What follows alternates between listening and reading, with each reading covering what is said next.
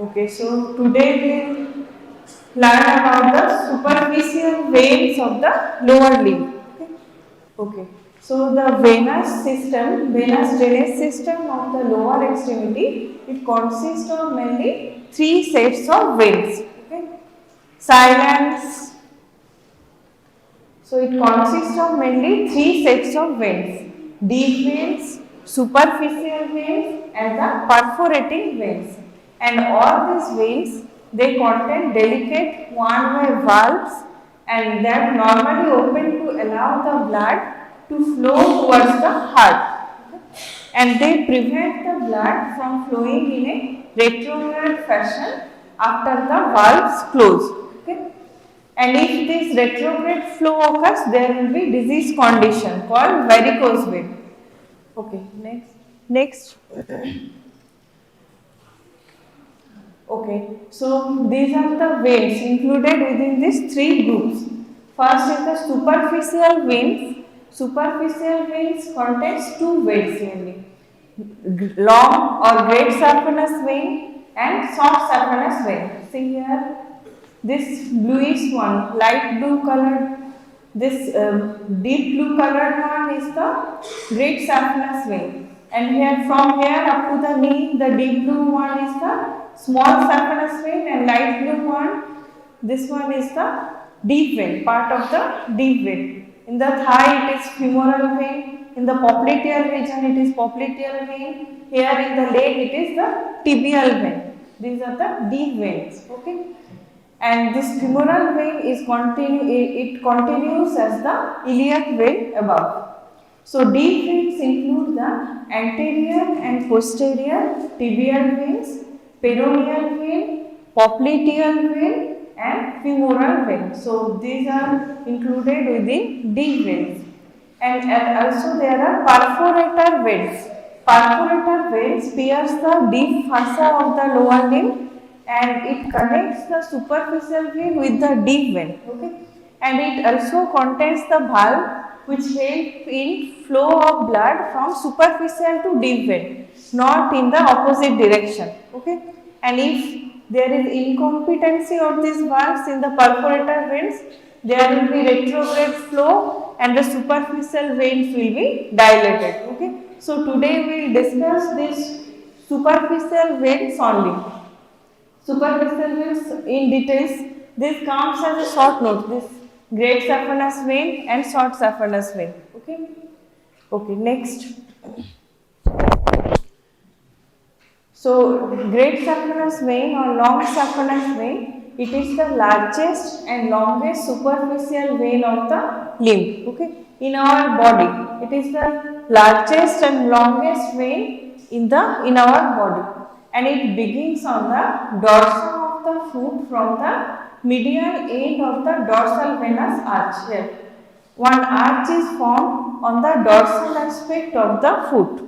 From the medial end of this arch, this great saphenous vein is starting.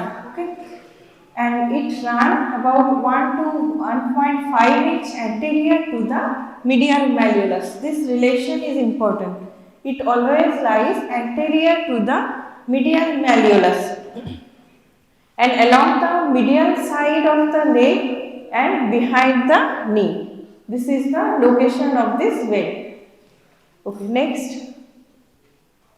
Now, at the ankle, the position of great saphenous vein is constant, lying in the groove between the anterior border of the medial malleolus and the tendon of tibialis anterior. Medial malleolus is part of the tibia. Okay. So, it lies in between the anterior border of the medial malleolus and the tendon of tibialis anterior. It is a muscle of anterior compartment of the leg. Next.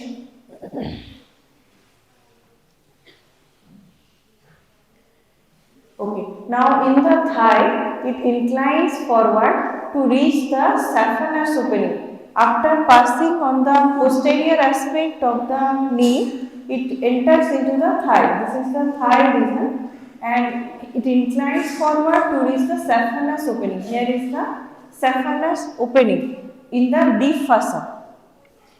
and this opening is covered by fossa that is known as cribriform fossa. There are small openings in this fossa, that's why the name has been given cribriform. So saphenous opening where it pierces the cribriform fossa and opens into the femoral vein 3 to 4 cm below and lateral to the pubic tubercle. Here in this region is the pubic tubercle. So it is about 3 to 4 centimeter below and 3 to 4 centimeter lateral to the pubic tubercle. Okay, so here it opens into the femoral vein. Okay, next. In the lower two-third of the leg and in the upper two-third of the thigh, the vein lies on the deep fossa, and where the vein crosses the knee joint, it becomes more superficial and often subcuticular. Okay, so these are relations with the deep fossa. Next. Now the structures accompanying this great saphenous vein. Okay. These structures are important because these structures become injured during stripping of the vein. Stripping of the vein is done in case of varicose vein. Stripping means removal of whole of the vein. Okay, which part is varicose?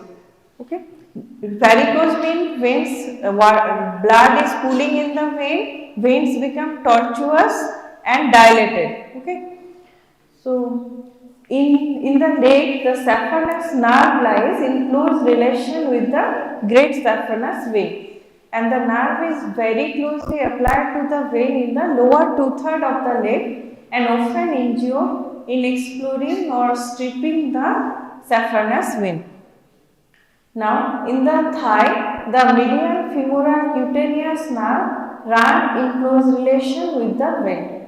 Another nerve which lies in close relation in the thigh. In the leg there is saphenous nerve and in the thigh there is medial femoral cutaneous nerve. So these two important nerves are lying in relation with this vein.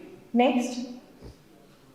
Now throughout its length the great saphenous vein is accompanied by lymphatic trunks draining the dorsum of the foot and anterior and medial aspects of the legs and the thigh. And this lymphatic drain in superficial inguinal lymph node. Okay, another structure which is accompanying the great saphenous vein. Next, now the tributaries of the great saphenous vein. Tributaries you have to remember. Okay, it is also asked in Viva. Important for your OSPE. In OSPE, you can be given great saphenous vein to identify, and related questions will be asked. Okay. So just below the knee, great saphenous vein receives the posterior arch vein, also known as Leonardo's vein, and which collects the blood from the posterior medial aspect of the calf. And anterior veins of leg, these are also known as Stockings vein. Okay, ascend across the seam and join either the great saphenous vein or posterior arch vein. Next is there is free anastomosis between the tributaries of the short saphenous vein and venous arch connecting the medial ankle perforating veins, and these medial ankle perforating veins are connected with the great saphenous vein in the lower third of the leg. You will see this vein in the diagram. So main two tributaries here we are getting is the posterior arch vein and anterior veins of the leg, and short saphenous vein is also a tributary of this great saphenous vein. Next.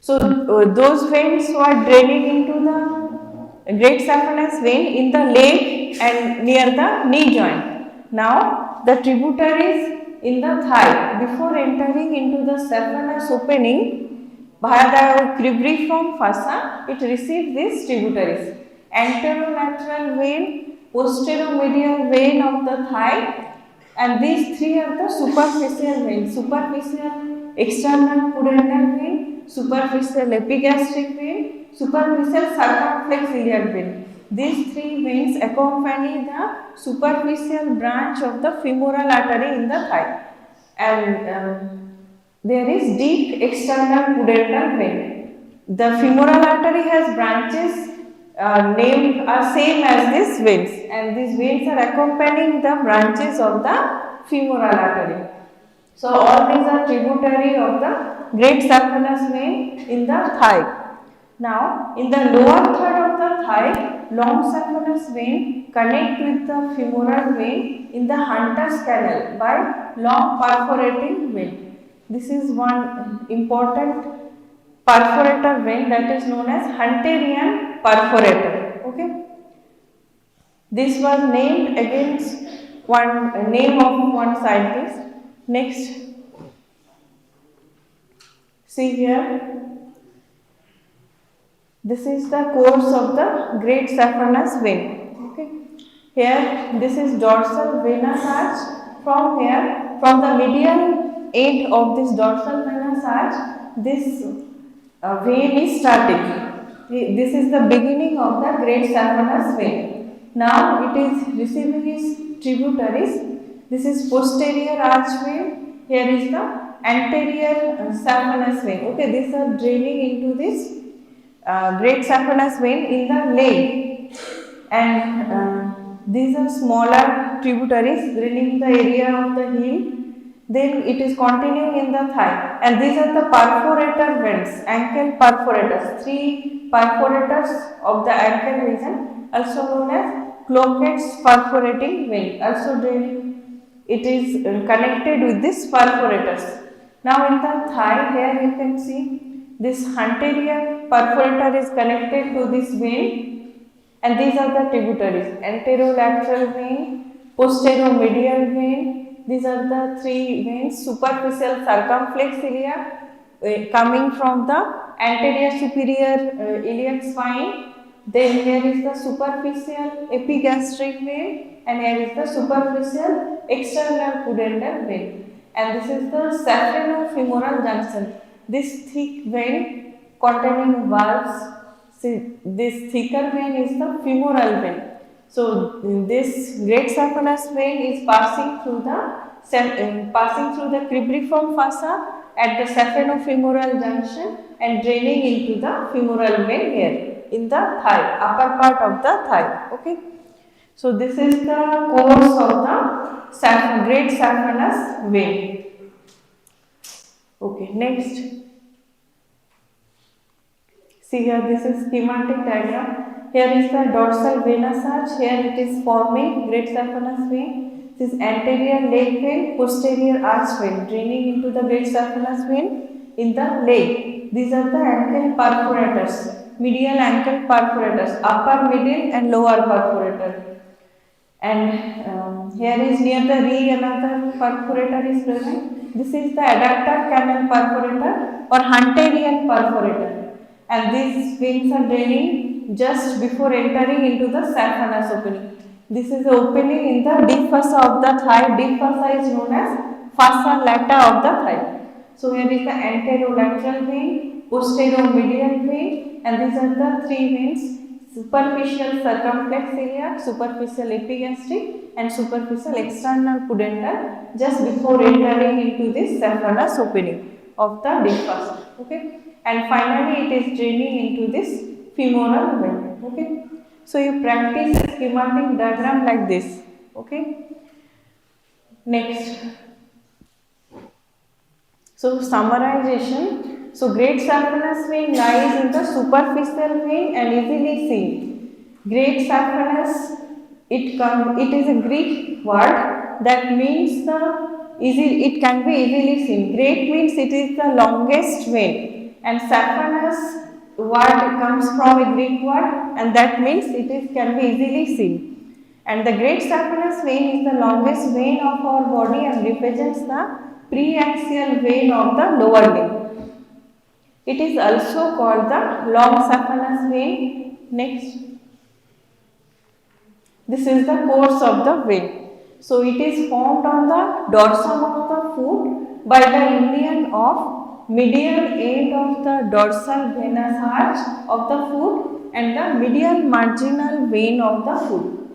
And the vein runs upward about 2.5 centimeter in front of the medial malleolus, crosses obliquely the medial surface of the lower third of the tibia, and then ascends a little behind the medial border of the tibia to reach the knee, where it lies on the posterior medial aspect of the knee joint, about 1 hand length posterior to the patella. And from here it runs upward along the medial side of the thigh to reach the saphenous opening, also known as fossa ovalis, but this term is more frequently used, saphenous opening. Okay, and it passes through the saphenous opening after piercing the cribriform fossa. Cribriform, the word means sieve-like. Okay, multiple openings are there, very small openings, and drains into the femoral vein after piercing the femoral sieve. Okay, next. So these are the tributaries. At the commencement, medial marginal vein, here near the commencement. In the leg, there are communicating veins between small saphenous vein and deep vein and posterior arch vein. Okay. Now, just below the knee, anterior veins of the leg, they extend diagonally upward, forward and medially. Here is the anterior leg vein, here is the posterior arch vein. Anterior leg veins, they extend diagonally upward, forward and medially across the seam, join the great saphenous vein, and a few veins from the calf which communicates with the small saphenous vein. Now in the thigh, anterolateral vein, posterior medial vein. Posterior medial vein is also known as accessory saphenous vein. Okay, it lies parallel to this great saphenous vein. That's why named as accessory saphenous vein. And just before piercing the cribriform fossa, these three veins: superficial epigastric, superficial circumflex iliac, and superficial external pudendal. Okay, so these tributaries you have to remember. Tributaries are very frequently asked in your viva, also important for theory. Okay, next. So there are valves are present in the great saphenous vein. There are about 10 to 20 valves in the great saphenous vein, out of which the location of 2 valves needs special mention. Okay, one which lies just before it pierces the cribriform fossa, and the other one which lies at its junction with the femoral vein, that is saphenofemoral valve. Okay, and the saphenofemoral valve is a great functional significance because absence of this valve become the victim of high venous pressure and develop the varicose vein, which commences at the saphenofemoral junction and gradually extends downward. Okay, that's why this saphenofemoral valve is very important. If incompetency occurs in this vein, there will be formation of varicose veins. Next, these are the points we have to draw for drawing the great saphenous vein. At the ankle lies about 2.5 centimeter anterior to the medial malleolus here. In the leg, ascends by crossing the medial surface and medial borders of the tibia here. And at the knee, it lies about a hand's breadth posterior to the medial margin of the patella here, this point, and in the thigh ascends obliquely on the medial aspect of the thigh to reach a point 3.5 to 4 centimeter inferolateral to the pubic tubercle, that is saphenofemoral junction. So you have to take 4 points for drawing this vein. Okay. Okay, next. Now we will go to the next vein. Next vein is the short saphenous vein. It begins by the fusion of a number of small veins below and behind the lateral malleolus. Here, this is the lateral side of the foot. Little toe is lying, so it lies below and behind the lateral medius. You have to remember, great saphenous vein lies anterior to the medial malleolus, and short saphenous vein is lying posterior to the lateral malleolus. Okay. So these positions are important. It begins by fusion of number of small veins below and behind the lateral malleolus. And here the vein runs with the sural nerve up to the lower third of the leg here. Along with it, this yellowish nerve is the sural nerve up to the lower third. And short saphenous vein runs upward up to the middle of the popliteal fossa. Behind the knee, this fossa is known as the popliteal fossa. So, short saphenous vein runs upward up to the middle of the popliteal fossa, and here it passes deep to the fossa, deep fossa, to enter into the popliteal vein. Okay, so it drains into the popliteal vein. Okay, next. So this is the course of the short saphenous vein. So it originates from behind the ankle region, joining of small veins, then ascends upward. There are some perforators connected to it, small veins, tributaries are draining into this small saphenous vein, draining the posterior aspect of the leg, and finally it reaches the posterior aspect of the popliteal fossa and pierces the deep fossa in the region of popliteal fossa and drains into the popliteal vein. Okay, in the short saphenous vein. Okay. Sometimes varicosity can also occur in this short saphenous vein. In that case, you may have to remove this vein via stripping, or there may be ligation may be required. Okay. So, sural nerve is in the lower third of the vein. See here, this one is the sural nerve. Okay, lying in close relation with this short saphenous vein in the lower third of the leg.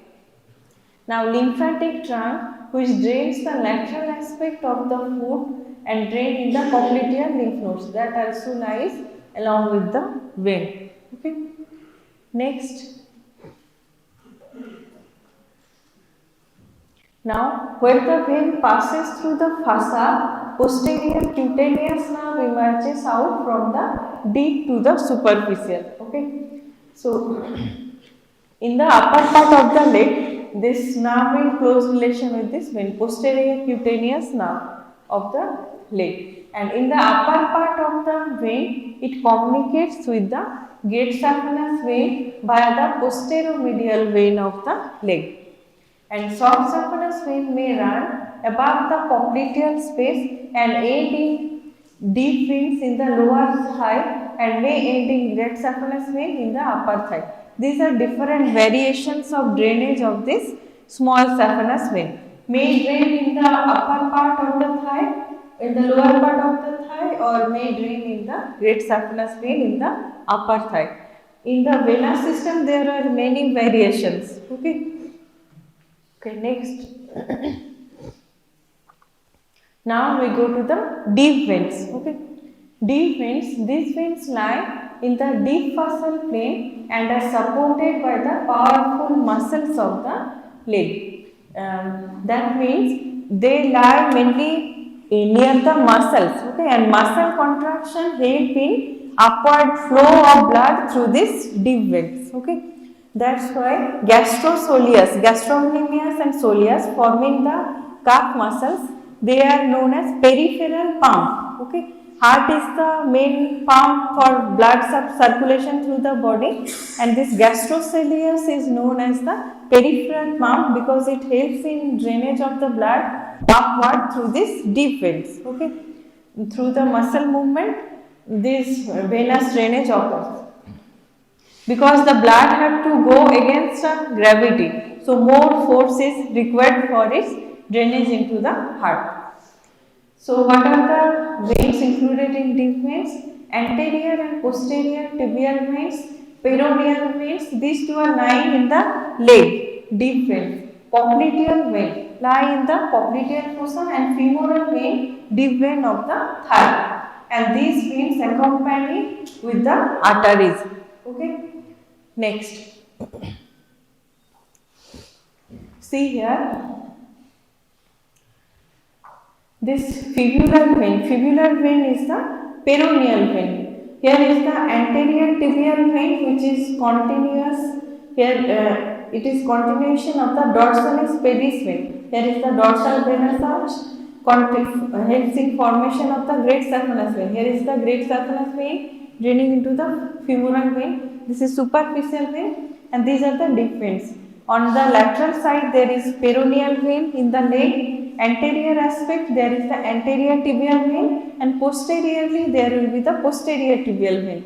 And these join to form this popliteal vein here posterior to the knee joint, and here it will continue as the femoral vein in the thigh, and after that femoral vein will continue as the external iliac vein. Okay, and ultimately join into common iliac vein, and two common iliac vein will join to form the inferior vena cava. Okay, so that's how the deep veins are draining. Okay, understood? Okay, next. Now these superficial veins, the two veins we have learned, great saphenous vein and small saphenous vein, they are connected to these deep veins via the perforating veins. Okay, so these are the perforating veins. These are communicating veins between the superficial and deep veins. Two types of perforators are there: indirect veins and direct veins. Okay, next. Now, first we will discuss the indirect perforating vein. This consists of small superficial veins which penetrate the deep fossa to connect with the vessel in the muscle, and that in turn end in a deep vein. See here, this is the deep vein, here is the skin, and this is the superficial vein just underlying the skin in the superficial fossa. So it is connected with a network, venous network lying within the muscle. Okay, and this network is ultimately connecting with the deep vein. So that is the formation of the indirect perforating vein. Next. Now there are direct perforating veins. They directly connect the superficial veins with the deep veins. Here, this is skin. Within the superficial fossa, it is the superficial vein. It is connecting directly with this deep vein. Okay. After crossing this deep fossa or muscle. Okay. So these directly connect the superficial veins with the deep veins. Next. Now, what are the perforators? Perforators are very frequently asked in your theory. Okay, you prepare as a short note. Perforators. Okay, what are the perforators? In the thigh, there is adductor canal perforator. Here is the anterior perforator in the proximal thigh. This is known as adductor canal perforator. Adductor canal is also known as anterior canal. Okay, it is named after John Hunter. He first ligated the femoral artery in this canal. Okay, to prevent the blood loss during a surgery over the lower limb. That's why, according to his name, this canal has been named adductor canal. Okay, so adductor canal perforator connects the great long saphenous vein with the femoral vein here. In the lower part of the adductor canal, also known as anterior perforator. In the lower thigh, on the medial aspect, there is long saphenous vein connect the femoral vein via the Dodds perforator. Here is the location of Dodds perforator in the lower part of the thigh on the medial aspect. Now below knee perforator. Here is the below knee perforator known as Boyd's perforator around the knee. Perforator veins connecting the long saphenous vein or posterior arch vein with the posterior tibial vein. This long saphenous or posterior arch is the superficial vein and posterior tibial is the deep vein. So these two are connected by this Boyd's perforator. There is a below knee perforator. Okay. So three perforators we have discussed. Next in the leg, there are lateral perforators is presented at the junction of the middle and lower third of the leg, and it connects the short saphenous vein with the peroneal vein. Peroneal vein is deep vein on the lateral side of the leg connected with the short saphenous vein by the lateral perforators at the junction of middle and lower third of the leg. And medially, there are three perforators which connect the posterior arch vein with the posterior tibial vein. These are known as clockwise perforator. Which veins they are connecting? That is also important. Okay. So, three perforator veins are present connecting the posterior arch vein, superficial vein with the posterior tibial vein, deep vein, also known as clockwise perforator. Three perforators are there. Okay, next. So, these are the three perforator veins. On the medial aspect, clockwise perforator connecting the posterior tibial vein with the posterior arch vein. And here is the, on the lateral side, will be the another perforator connecting with the peroneal vein. So, these clockwise perforators are three in number. Upper medial perforator lies at the junction of middle and lower third of leg. Middle medial perforator lies 4 inch above the medial malleolus, and lower medial perforator lies posterior inferior to the medial malleolus. These are the location of these three perforators, clockwise perforators. Okay, next. Now, if in case of incompetency of these perforators veins have valves, okay, and they direct the blood from superficial to deep veins, okay, and prevent the backward flow, so that blood does not pull in these superficial veins, okay. These deep veins, the blood drains through the deep veins via the action of the muscles, okay. So, if there is incompetency, that means there is connection is lost between the superficial and deep veins, the blood will be pulled in the superficial veins, or if there is retrograde flow, that means during upward flow, if the valve is incompetent, blood flow from deep to the superficial vein. In that case also, there will be pooling of blood in the superficial vein, and the superficial veins will become dilated and tortuous, and that will form the varicose vein. According to the site of this perforator vein, perforator incompetency, there will be dilatation, you will see the dilated and tortuous vein in different parts of the leg, okay, and which vein is incompetent, that is identified by a test, that you will learn during your surgery, 7 tourniquet test, okay. You have to place the 7 tourniquets according to the position of the perforators, and you can determine which perforator vein is incompetent, okay. And if the varicose vein becomes severe, then you have to do ligation of the vein or stripping of the vein.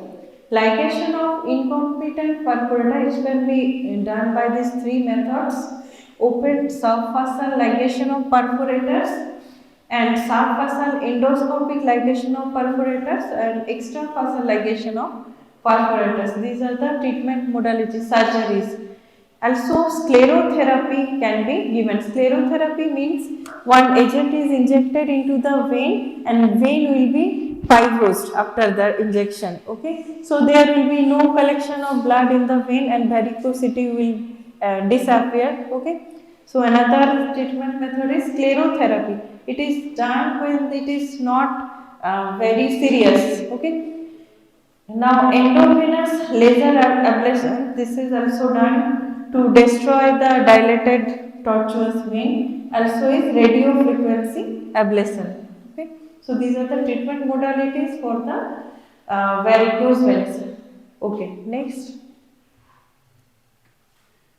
So, when you will do the ligation and stripping, indication is long saphenous vein and short saphenous vein incompetency. The varicose portion is removed, okay, via this stripping operation. And perforating vein incompetency, okay, also in this case you can do the ligation and stripping. Okay, next. Next, contraindication, in which cases we will not do this stripping operation. Okay. So deep DVT means deep vein thrombosis. Okay, here you cannot do the deep vein thrombosis means there is a blockage in the deep vein. Okay, so if you remove the superficial vein, blood will not be able to drain. Okay, so deep vein thrombosis also in pregnancy. In pregnancy there will be compression over the veins due to the fetus. In pregnancy, normally in some patients there may development of varicosity, okay, due to pressure over the veins. Thrombophlebitis, that's an inflammation of the vein, and peripheral vascular disease. Peripheral vessels, veins, very small veins and arteries are involved. So in these cases, these are the contraindication for the stripping operation, okay, of the vein. Okay. Okay, that's all for today. Any queries? So you have to prepare great saphenous vein very clearly, prepare for a short note or long question, and it is also given in your OSPI. Great saphenous vein tributaries are very frequently asked in your viva, and short saphenous vein can also come as a short note. Okay. And perforators, deep veins you have to know to see the connections. Deep veins you will learn during the dissection class, you will see the deep veins, okay, and you have to very perforators are very important. You prepare it very well, prepare a short note and practice a schematic diagram for the perforators and also the great saphenous vein and its tributaries. Okay, understood? So these are important for your questions. Okay, that's all for today. Okay, thank you all. Okay. Essentials of practical biochemistry, one book, one chapter, and I wanted to give it to your groups. Has everybody received that same? Have you received? I told yesterday, I shared. Huh? Yeah, it is to be circulated to the group, to your batch. See, I have written many articles on diabetes, and today I will be covering on diabetes by WhatsApp, and that is in Bengali. Just put on the click on the right one. A. This was written sometime in 1996 in Sarodia Sayok. There is this was in Bengali. Those who cannot understand Bengali, I will try to translate by the end of this month, and I will give it. You need not worry. Only thing is that this is written in the very simplest form, and you must know this thing because many patients told me, and I tried to educate them, and that was an endeavor. Second, see, I will be discussing what is the criteria for diabetes. Till 1994, there was no information about what the normal value is. One was on diabetes, one was on impaired glucose tolerance test. Now today I will be discussing what the normal value is, because at that time it was not clear. Whatever. This is the current criteria. This was written at the end of that book which I have added. See, once it will be given to you, it will be clear to you. This book was published from Sir Gangaram Hospital and AIIMS New Delhi, and I contributed one chapter in the year 1991, that was on liver function test, and the second chapter was in 1994 while I was in Durgapur, and this book was published sometime in 2002. Now there is a request from that author, both were HOD, that Dr. L.M. Srivastava was my examiner, MD examiner, and Dr. Sinha took over the charge from the year 2002. So there was a request to me by Dr. Srivastava to write the revised chapter on both the topics, and I submitted on 2016 in the month of July. That revised chapter was, see, try to maintain the decorum, otherwise the camera will focus to you. I am running short of time, there are many things has to be covered. So read that topic and keep that document with you. You will be requiring those informations during your clinical years. So today I will be discussing about diabetes, and I will be sharing one more information today by WhatsApp that I recovered from my archive, from my book. That is information to the diabetes patient. See, I will be covering today on diabetes. It's a very common disease, many of you have heard. I don't think that in this hall, at least there is nobody who has not heard the term diabetes, and I think there will be some families where some diabetes patients are there. See, diabetes mellitus is a disease which was known before almost 1500 years before Christ. It's a very common disease. But the problem is that the amount of information which is available on diabetes, if I allow to keep this book in this hall, that will be filled up. The problem is that it's a very common disease, but it's a very poorly understood disease. And that is the reason it is just like a blind man describing an elephant. There is no dearth of medical experts on diabetes, but nobody can cure. Prevention is the mainstay, and control of the disease is in the hands of patient only, mainly. Doctors do not have that much role to play.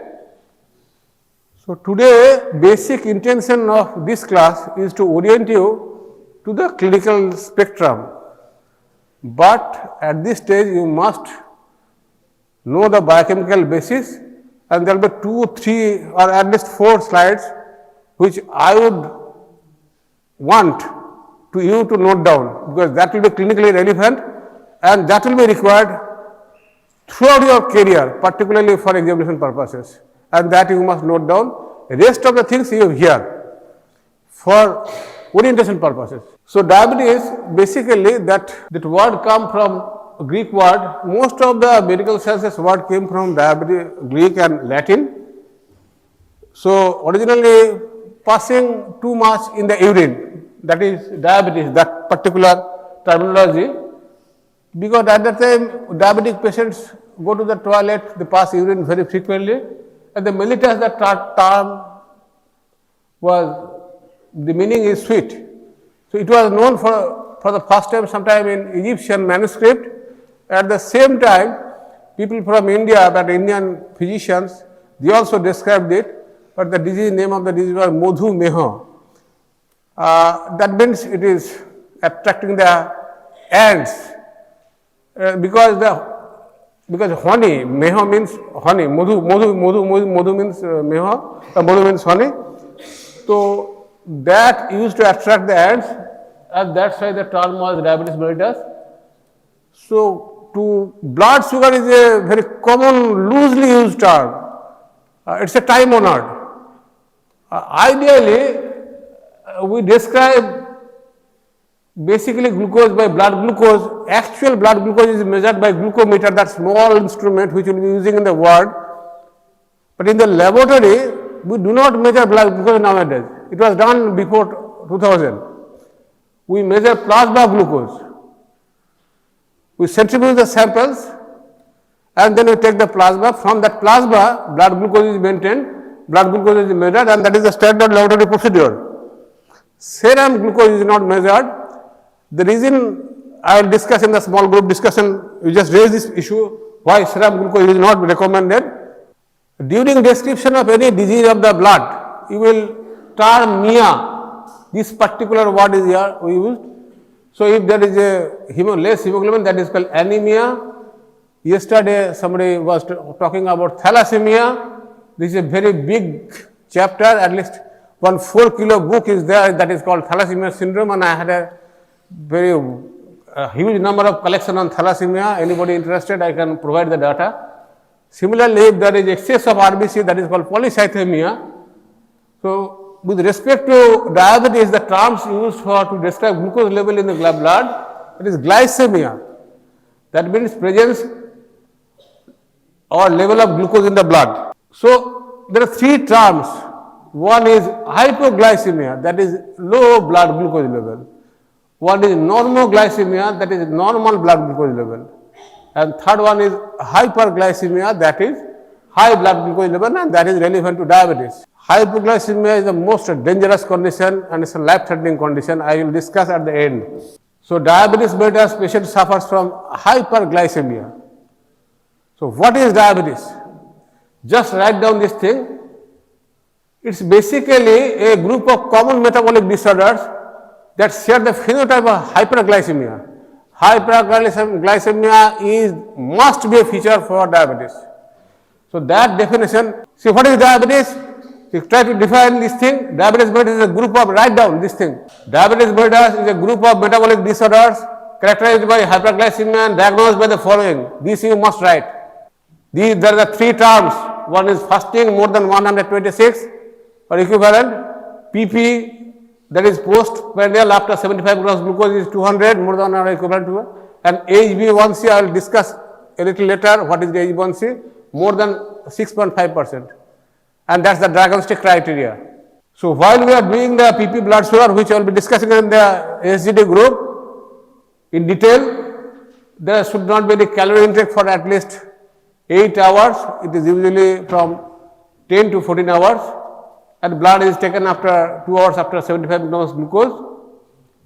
In the absence of unequivocal hyperglycemia, two abnormal results from the same sample, there will be many situations where you have to examine a patient for medical fitness.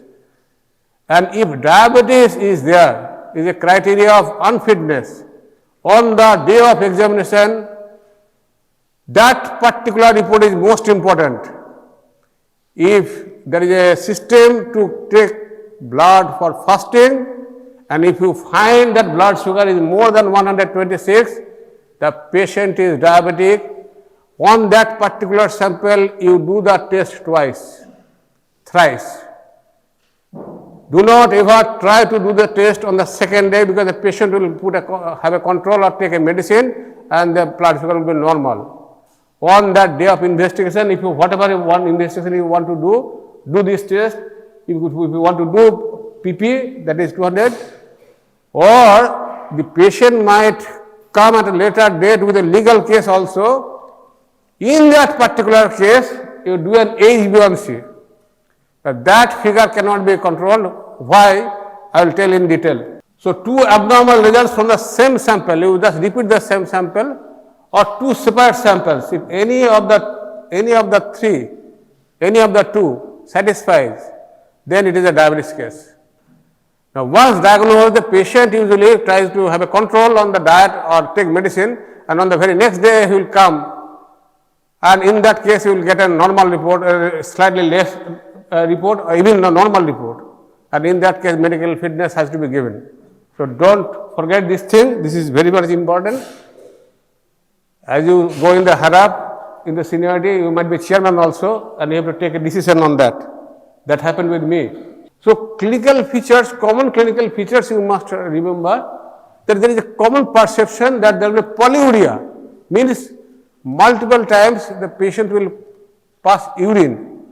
Normally, whatever the frequency is there will be polyuria, increased frequency of urination, because high amount of glucose will be excreted in the urine, and glucose being an osmotically active substance will draw water, and that is the reason why polyuria occurs, because polyuria, since the huge amount of water will be excreted through the urine, patient will feel thirsty, and that is the reason he will drink water, and that medical terminology is polydipsia. And third important, polyphagia. Patient will try to take the foods frequently, because he will feel hungry, because cells will not be able to utilize glucose.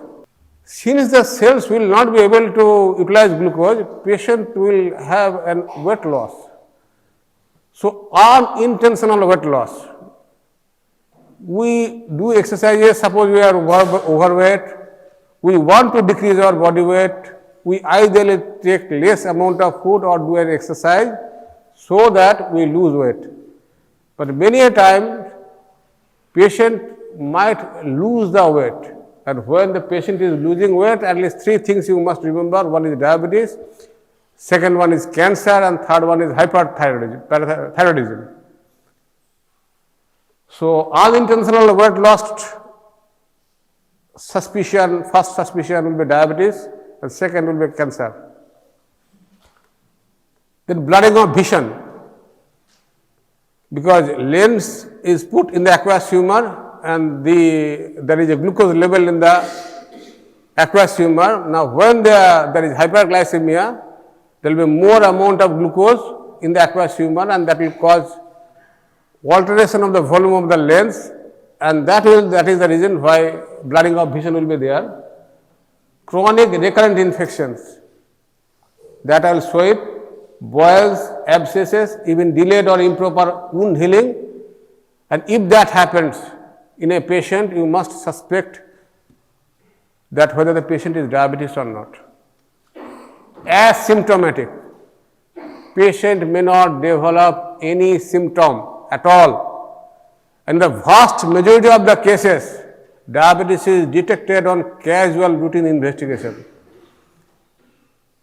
Suppose in this class, in your 3 of your batch, what I told yesterday also, that if I try to analyze all the 450 students, all will not exhibit normal level of blood glucose. Some will have some amount of impairment. Maybe 1 or 2 will be detected to be diabetic. Because you are all from affluent society, I know, a section of the society I know, you take much amount of food, do less amount of exercise, and that is quite common. Believe me, what happened in our hospital, the HOD of medicine was admitted in ICU with a chest infection, and an undisputed physician in our hospital, and what blood sugar was sample sent to us, and the fasting blood sugar level was 550. I went to the ward, I went to the ICU and told, sir, your blood sugar is 550. It's a very high amount of blood sugar. That is quietly admitted, informing that that is the reason why my infection is not responding to antibiotic. So, he being a physician, dealing with patients, treating patients, totally unaware that he is having diabetes, and that to such a significant extent. And second thing, this was a story of 1994. And second story was again a director who came along with his wife to have a blood sugar testing. Her wife blood sugar testing was fasting 110 and PP was 112, but his blood sugar fasting was 380 and PP was 550. He could not believe. Then he tested urine and it was positive. So, being a director of this hospital, having vast experience treating patients, still they were asymptomatic. And in a short while, I will show you how asymptomatic is that, and the patient do not want to accept it, that I am having diabetes. And most of the patients, I repeat, develop the disease slowly. That's why their body gets adjusted and they do not suffer from any symptom, and on casual investigation, diabetes is detected. Patients might present with complications of diabetes mellitus, and what complication, I will show a very glimpse about it. See, in the OPD patients in my hospital, see, this was the date on which the actual investigation was done. On the first investigation, fasting blood sugar was 400 feet, 69 and 710. He was the engineering working in the plant. I inquired and I brought the patient from that particular individual from the plant itself, and the random blood sugar was taken. It was found to be 672, and his mental functions were all 100% correct. I gave a difficult mathematics and he did it immediately. And what that mathematics is, I will tell you. Second case was again IDDM, that is insulin. The patient was taking insulin. He is a very good chemistry teacher. He came by motorcycle driving and his blood sugar was 664 and 682. I took him and dropped him with my own car. I did not allow him to drive motorcycle because I knew he might sustain an accident also. See, in the gynae department, first investigation, you see 459, 874. The patients were not aware that they are having such a high blood sugar level. Again, gynae first investigation, frequency of micturition, there was a symptom, 390, 640. And this is a case of diabetes mellitus with CRF, that is renal failure. The blood sugar level was 610 and 945. The highest level of blood sugar I have seen 1998, and the patient gave the blood and went home. I literally contacted that patient, contacted her husband, and got the patient admitted and allowed for treatment. That's the responsibility you must have. Physician wants to accept it, but this is a hardcore truth that most of the patients do not have any symptom. So patient will present with this type of features. With experience, you will see once by looking at the infection itself, you will have a doubt that the patient is having diabetes. Let us have the blood sugar estimation first.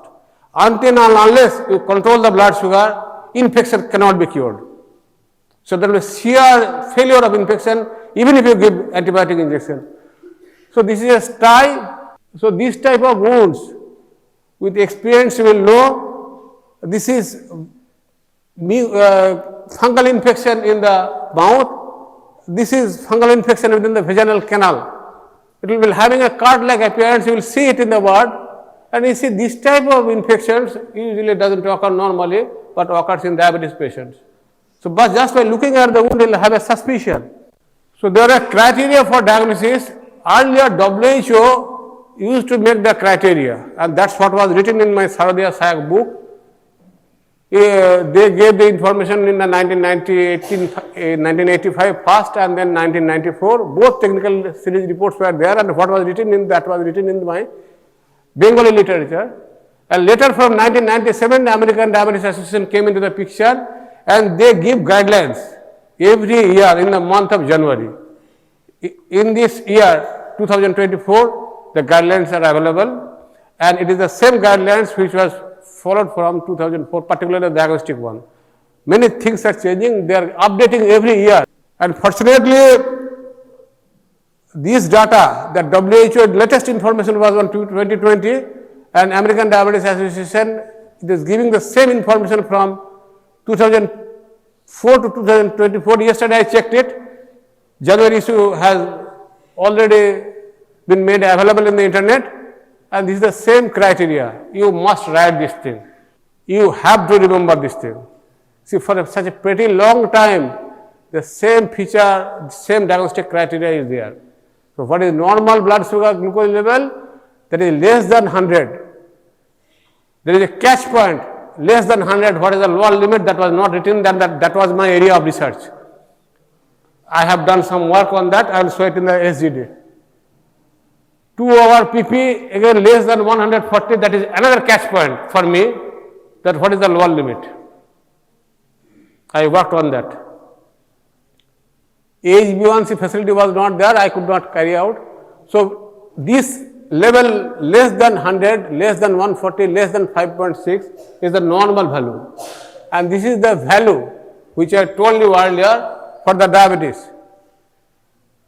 So, it doesn't develop overnight.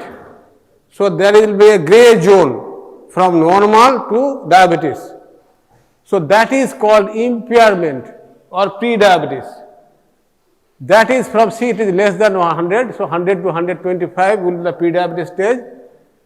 Here it is 140. This is you see 200 equivalent. So, 140 to 199. And HbA1c is 6.5. So, this is the range. The importance of this phase is that, see, many of you, or I don't want that some of you or many of you must have, I want that everyone have the normal value. But on investigation, if any patient is found to be in this stage, now if an extensive control is made, this stage can be brought to this stage, that is from impairment to normal. But those who are having diabetes already, they can be brought from this stage to this stage, impaired stage. But it will be very difficult to bring them to normal stage. And that is the reason why periodic evaluation is required. At least for the aged patient more than 40 years, it is recommended that you get the blood sugar investigation done every year, so that the disease can be diagnosed at the earliest possible date and you can have a control. So, classic symptoms of diabetes, that is polyuria, polyphagia, polydipsia, whatever I have been told, and along with the random blood glucose, if it is more than 200, that is diabetes. to slide একটু help করতে তাহলে হবে না. So types of diabetes mellitus, the WHO has given a very big list. Better remember this thing, ADA 2020. Type 1 is diabetes mellitus, type 2 is diabetes, type 1, type 2. At least you must be able to tell this thing, and there is another type, that is specific type of diabetes mellitus due to other causes. I will tell in detail. And third one is gestational diabetes. This is during pregnancy. So there are 4 entities. At least you don't try to remember. Next one. This is a WHO criteria. This is a very big list. Don't bother your head, because as you grow in the higher ups, in the senior level, that at that time you will know this thing. So type 1 diabetes, you just write down this thing. That is the minimum information you must have. So type 1 diabetes, it is an autoimmune beta cell destruction. So pancreas, insulin is secreted by the beta cells, and there is autoimmune destruction. If the cells are destroyed, then they will not be able to produce insulin. So there is absolute deficiency of the insulin, and the patient will require insulin treatment. Nothing will work in that patient. In contrast, the type 2 diabetes mellitus, which is very common, it comprises 95% of the patients, and day in, day out you will see this patient, this type of patients. That is type 2 diabetes mellitus. Is a non-autoimmune progressive loss of adequate beta cell secretion. There will be no problem with the beta cell itself. There will be some destruction, but that is a very gradual process. The basic problem here is insulin resistance. Insulin will not act properly on the peripheral tissue, unlike normal individuals. And the specific type of diabetes due to other causes. You just note down the term, otherwise you forget this thing. Monogenic diabetes syndrome or neonatal diabetes, and MODI, that is maturity onset diabetes of the young. Many young people nowadays are diagnosed to be having diabetes. So that is MODI, it is called, that is maturity onset diabetes of the young. And since beta cells are in the pancreas, so any disease of the exocrine pancreas, that is cystic fibrosis and pancreatitis, indirectly it will affect the beta cells, and that will cause diabetes. A drug or chemical induced diabetes is glucocorticoids. Remember, on many situations you will be giving steroids, and once you plan to give steroid, first rule out whether the patient is having diabetes or not. If the patient is having diabetes, try to exercise extreme caution on using steroids. You must know that blood sugar will be elevated. You make the patient avoid it, and if you allow the glucocorticoids to continue, you will cause iatrogenic diabetes. That means the disease is caused by you, caused by the physician. That disease which is caused by the physician is called an iatrogenic disease.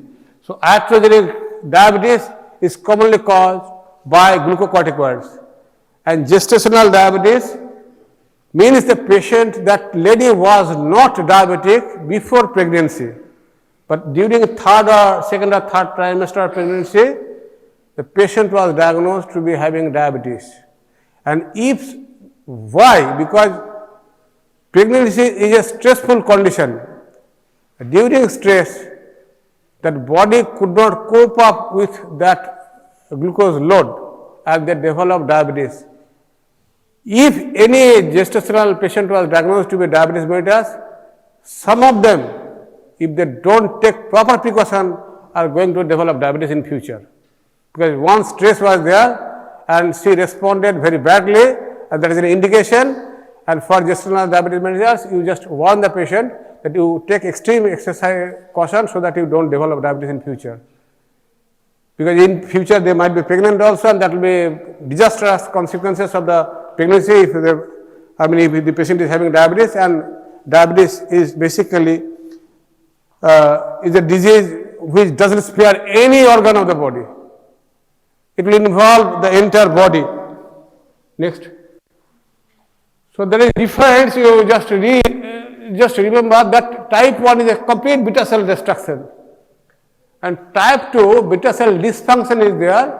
There will be loss with the passage of time, and in course of time, these type 2 diabetes mellitus, when the insulin cell, beta cell secreting cells will be completely destroyed, at that time it will require insulin.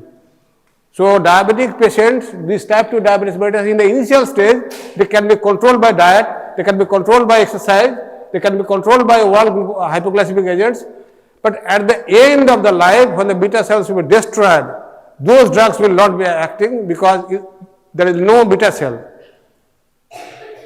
So circulating insulin level, if you measure that type 1, it will be deficient and it might be absent also 100%. But here it is normal or slightly elevated because insulin is not acting. The onset is fast here, it takes time to develop, and that is the reason why the most patients remain asymptomatic. If the body gets adjusted, suppose if you are walking today, say 20 staircase, now next day if you climb 21 stair, body will not appreciate that. Now if you go on increasing, one day you can cross the 50 staircase also, but you will not feel it. That is the reason body gets adjusted to any alteration. That's an adaptation, that's a normal physiological process. So this 5% of the cases you will see the type 1 diabetes, and it's a miserable condition in any family. It's very young. It happens in the younger age group, usually teenage group, and you cannot imagine the degree of sufferings of the parents. And most of the patients are in the 95% group. So your basic patients will be, majority of the patients will belong to this type 2 diabetes mellitus. And body habitus, it is usually lean. You cannot lose the body weight, allow the patient to lose the body weight at any cost, insulin has to be given. But here the patient is usually obese, he is having a high body mass index and abdominal obesity. Its previous name was insulin dependent diabetes mellitus because insulin was absolutely required. As this type 2 was non-insulin dependent diabetes mellitus. As I told you, the age is most common in childhood or early adulthood. Now see, imagine a patient in today's life, we are having 1 or 2 child norm. If the patient, that child is diabetic, then imagine the condition of the parents. The patient will, the baby, that child will suffer, as also the patient. And it is often diagnosed in the midlife. That's why I told that there will be a yearly checkup after 40 years. Next partition. So secondary diabetes mellitus, the importance of this thing, normally diabetes is not curable. But secondary diabetes mellitus, if you remove the cause, diabetes will be cured. Suppose this is a pheochromocytoma, this is a rare tumor of adrenal medulla. If you remove the tumor, then the causative factor is out, diabetes is out, clear. Second is Cushing syndrome. It's a tumor of the adrenal cortex. I have seen one case, Cushing syndrome. Cushing's disease I have not seen. It's an adenoma of the pituitary. This Cushing's disease, pituitary gland is secreting ACTH. If that ACTH producing cells undergo tumor formation, that will produce excess amount of ACTH, that will indirectly cause high amount of corticosteroids, and that will cause diabetes. Hyperthyroidism, acromegaly. Only last week I saw one patient who underwent a microadenoma operation of the pituitary 3 years back at the age of 45 years. So microadenoma or adenoma of the pituitary gland, which is producing growth hormone, is a cause of diabetes also. When you will read the hormone chapter, at that time you will understand why diabetes occurs. So the importance of this thing is that whether the diabetes is primary or secondary, your job will be to first identify whether it is not due to secondary cause. If it is secondary cause, you are in a safe side, the patient can be cured. And if you don't treat these patients, patient will be presenting with a late stage, and it will be this their life will not be that easy, it will not be easy to handle. Next. So laboratory investigations, so what's diagnosed, it is diagnosed diabetes usually based on the level of the blood sugar. Usually these tests are done and at a variable interval. But depending on the socio-economic condition, resource available and the patient's capability also, you can have some amount of changes, maybe 6 months or 1 year interval, but go on monitoring. Monitoring of these parameters are required. HbA1c. Today we are having a fascination of HbA1c. Those who are having diabetes, even if before the doctor suggests, sir, Dr. Will I get the HbA1c done? Yes. The patient, if the moment they say HbA1c, yes, why not? I will tell you why the HbA1c. See, if you take a fasting blood sugar sample, it is given at a particular point of time, right now, today at 10 o'clock 40 minutes, 10:40 we are drawing the sample at a given point of time. What is the blood sugar level? That is measured. Similarly, postprandial means after meal. If I take say 12:40, that will give the exactly that amount at that point of time. But if you take the same blood sample on the next day, tomorrow, it may or may not give the same figure. It is just like rainy season. On the preceding day at 10 o'clock there is a heavy raining, on the next day it may not rain, or it may rain, you cannot predict without observing.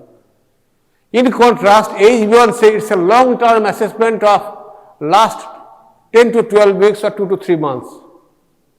It's a long-term assessment. So if you don't do this fasting blood sugar, PP blood sugar, but if the HbA1c level is high, that means that patient was maintaining a very high blood sugar level for a quite long time, that is of 2 to 3 months. So that is a glycated hemoglobin, as Sat told yesterday, that hemoglobin part, HbA1, A2, hemoglobin A.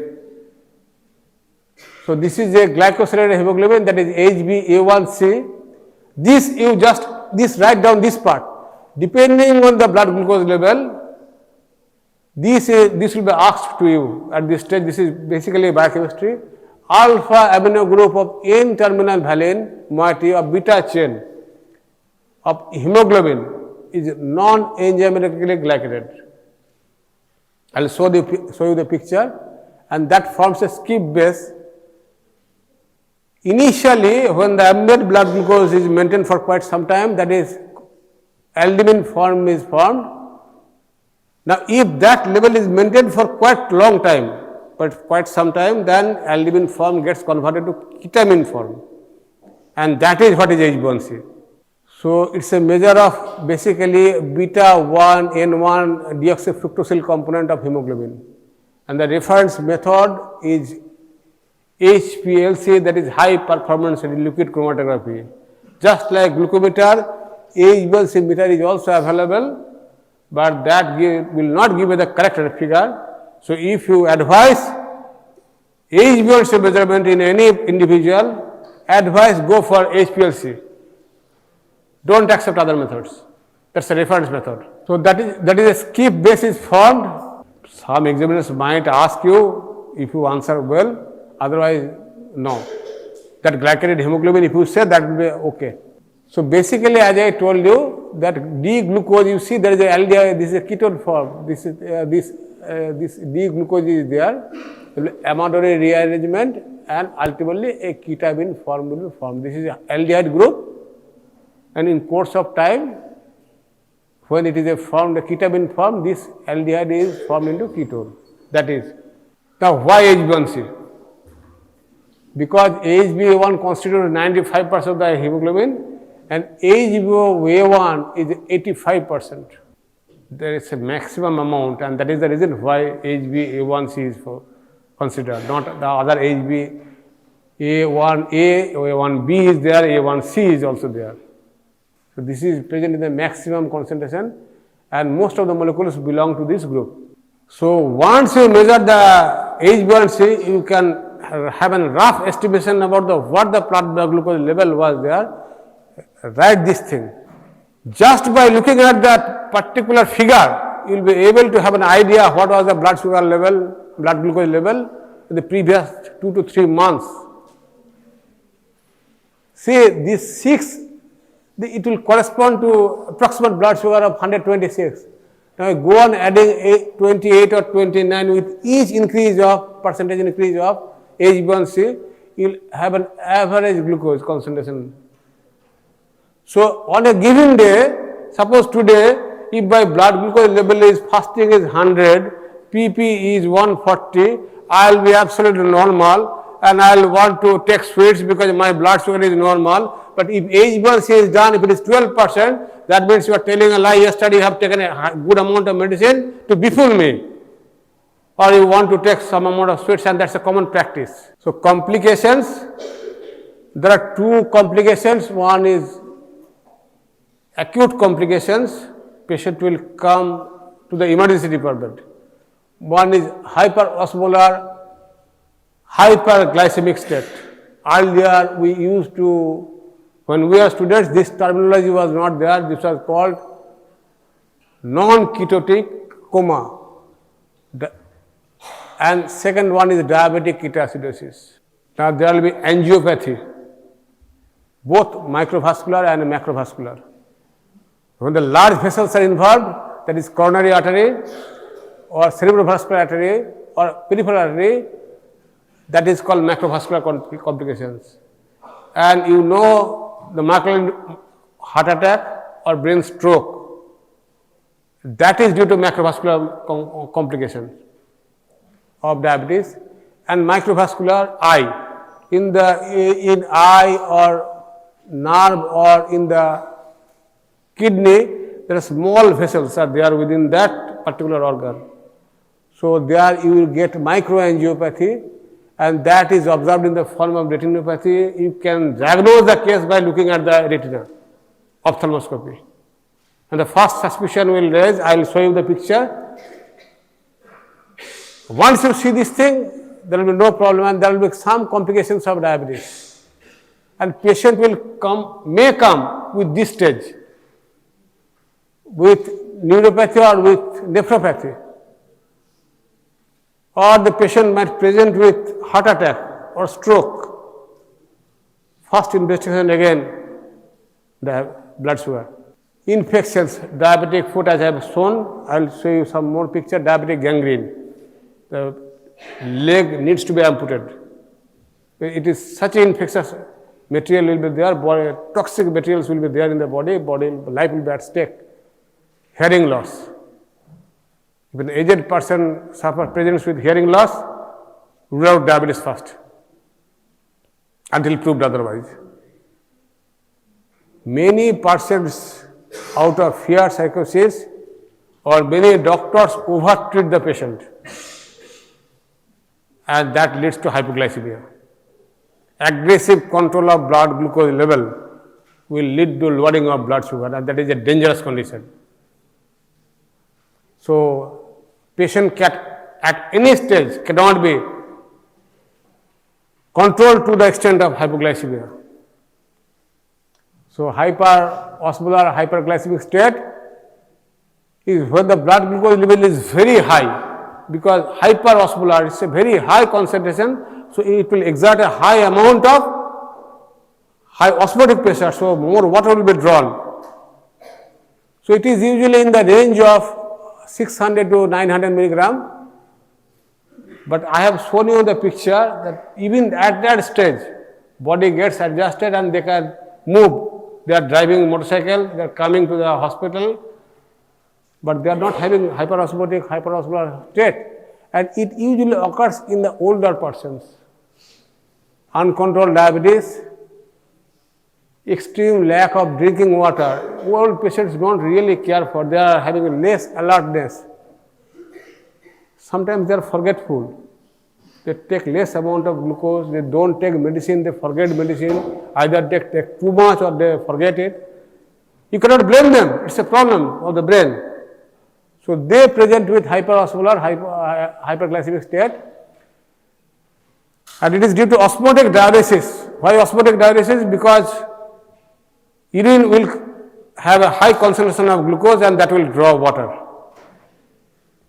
And that will leads to water and electrolyte depletion. There will not consciousness because brain cells will be dehydrated.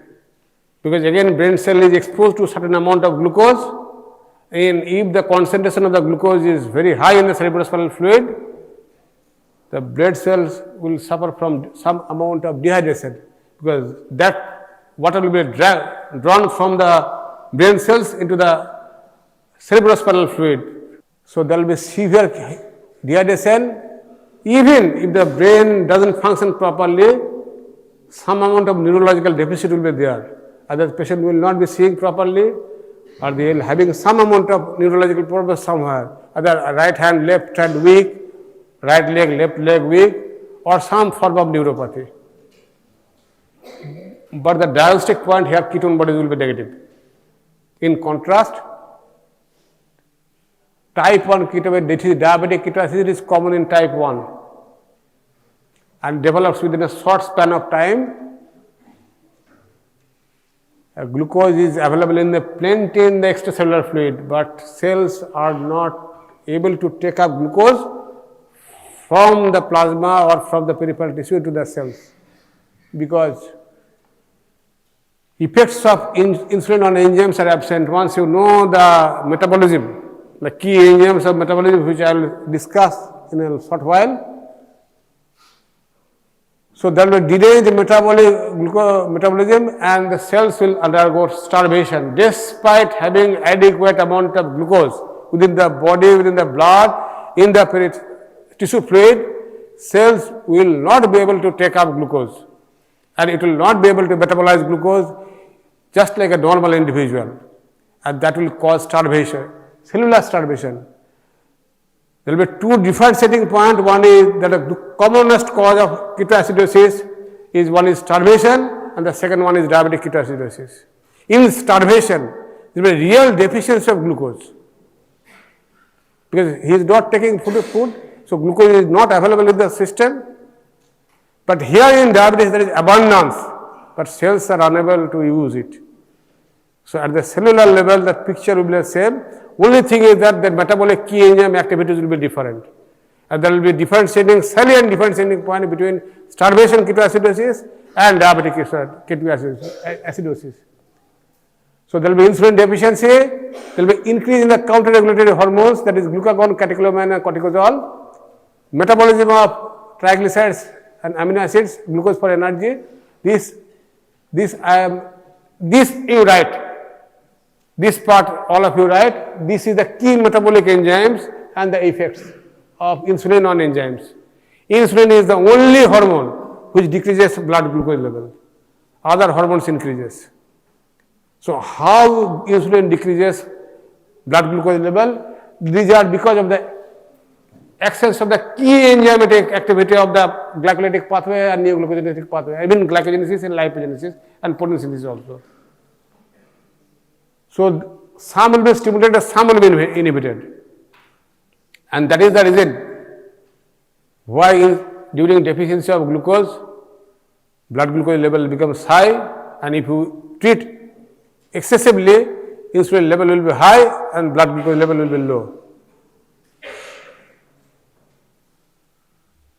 So this is important biochemically, and second, two more slides I will show you that you must write down for understanding purposes, or I will give you this part. You can note it down because now right now it is almost 5 minutes to 10 o'clock. So biochemistry of ketoacidosis. This much part you write down. I will give you this slide later. So you can note down, or from the video recording you can note down this part. This part you write down from the video recording because this will be available, and write down this part. Even if you cannot write, you see that is the basic biochemistry of diabetic ketoacidosis, and that will be asked. Sometimes the case will be given and discuss the biochemical basis of ketoacidosis, and this is what you have to write. And the difference between diabetic ketoacidosis and hyperosmolar syndrome, it is the simplest and a single chart. You will understand the difference between the two. Once you complete the metabolism chapter and the key enzymes involved in it, just open the Harper book, see all the metabolic cycles are very well described and try to memorize it. Key enzymes, regulatory path, maybe other books are written, but I have read in Harper book, at least metabolic pathways, you read the cycles from Harper, and then you see the role of insulin, and finally you read this chart. That is the best way of description, simplest way of description, both the things together I have compiled. Causes of complications, why complications in diabetes occurs? It's availability of less glucose inside the cell. There will be glycation of protein and sorbitol. Sorbitol formation within the cell is the cause of both diabetes and galactosemia also. So there will be medium-sized vessel, plaque formation, thrombosis, microangiopathy, cataract, neuropathy, nephropathy, all are due to sorbitol formation. So this part you remember, these 3 lines you write down. So it's due to polyol pathway. Normally this pathway is not activated. It's remain dormant. Only it gets activated when there is excessive accumulation of glucose more than what is desired. So this is not active in liver, and this I tell that this is normally remains dormant. But its activity is increased in tissues not insulin sensitive. That is lens, that's why we see the problem in the lens, vision, peripheral nerves, that's why we get neuropathy and renal glomerulus, because we have diabetic nephropathy. And this is because of sorbitol formation. And this part you remember, that glucose is converted through the aldol-reductase enzyme to sorbitol. And sorbitol is a metabolically active substance. It absorbs water and the cells undergo swelling. Similarly, for galactosemia, galactose gets converted again by the aldol reductase to galactitol.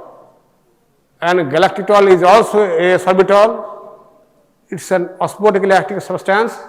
It will draw water. The lens will undergo swelling and it will form cataract. So this is the diabetic retinopathy picture.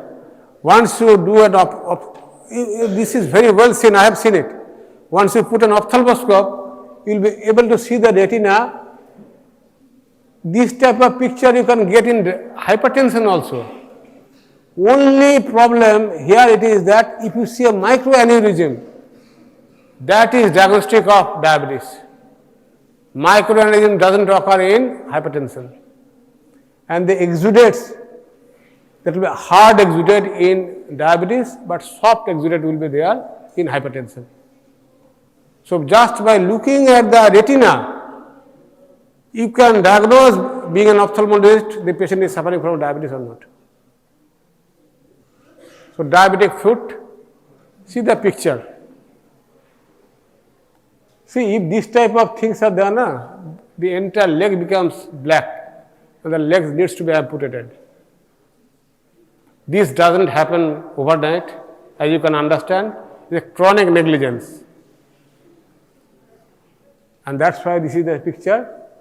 So hypoglycemia is the most dreadful complication and it's a life-threatening condition. And once you diagnose, a life can be saved by simple administration of glucose or sweet or chocolate even. I saved a patient from in our village 6 years back. He was totally comatose. Over telephone, over mobile, I instructed a village quack and rescued the patient. He started talking and taking food in the lunch. It happened at 10 o'clock when the patient cannot be aroused from sleep. Patient was in deep coma and the blood sugar level was less than 40. From glucometer, they had a glucometer. I told them to measure the glucose level. And the patient was under insulin treatment and I treated this patient over instruction because what treatment is to be given. If you know the biochemistry, then only you can treat it. So normally body doesn't. Sir, what is the time right now? 11 বাজে just 5 minute 7 minute সময় নিয়ে যদি একটা video দেখাবো ভালো লাগবে। Just wait for this thing. Otherwise, I will cover it in the practical class. I will cover it in the practical class. So, patient education is very important. One thing we don't do it. Being a doctor, once a patient, please listen. One video I will show after this thing. Patient education is most important because diabetes can be controlled by the patient, not by the doctor. Your success will depend on patient education. Spend a little time on the patient, teach the patient to accept the disease. Please keep quiet for 5 more minutes. Teach the patient to accept the disease.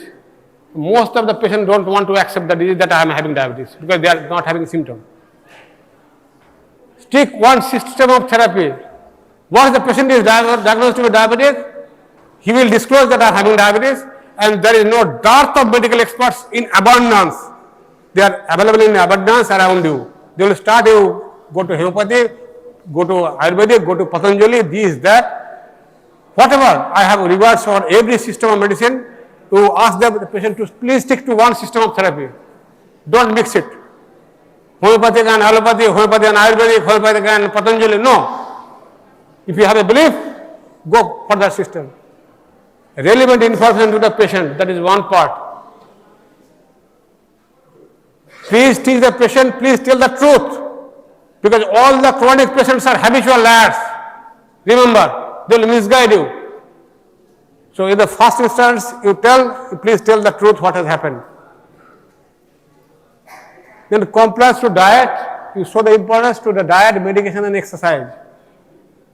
The entire world is following a bad norm of exercise. They exercise in the morning when the blood glucose level is low. This is not the ideal time. I repeat, exercise has to be done at least 1.5 hours after, 1.5 hours or 2 hours after food when the blood glucose level is high. And I explained to HOD, I mean 2-3 months back, and he accepted my view. Walking during empty stomach is dangerous because already there is low blood glucose level and you are tightening it. That will not going to solve the problem. Regular monitoring, storage of insulin. All persons do not have fridge, remember. So you have given the insulin and insulin will not be stored properly. Patient will take insulin injection, but the diabetes sugar level, blood sugar level will be not maintained.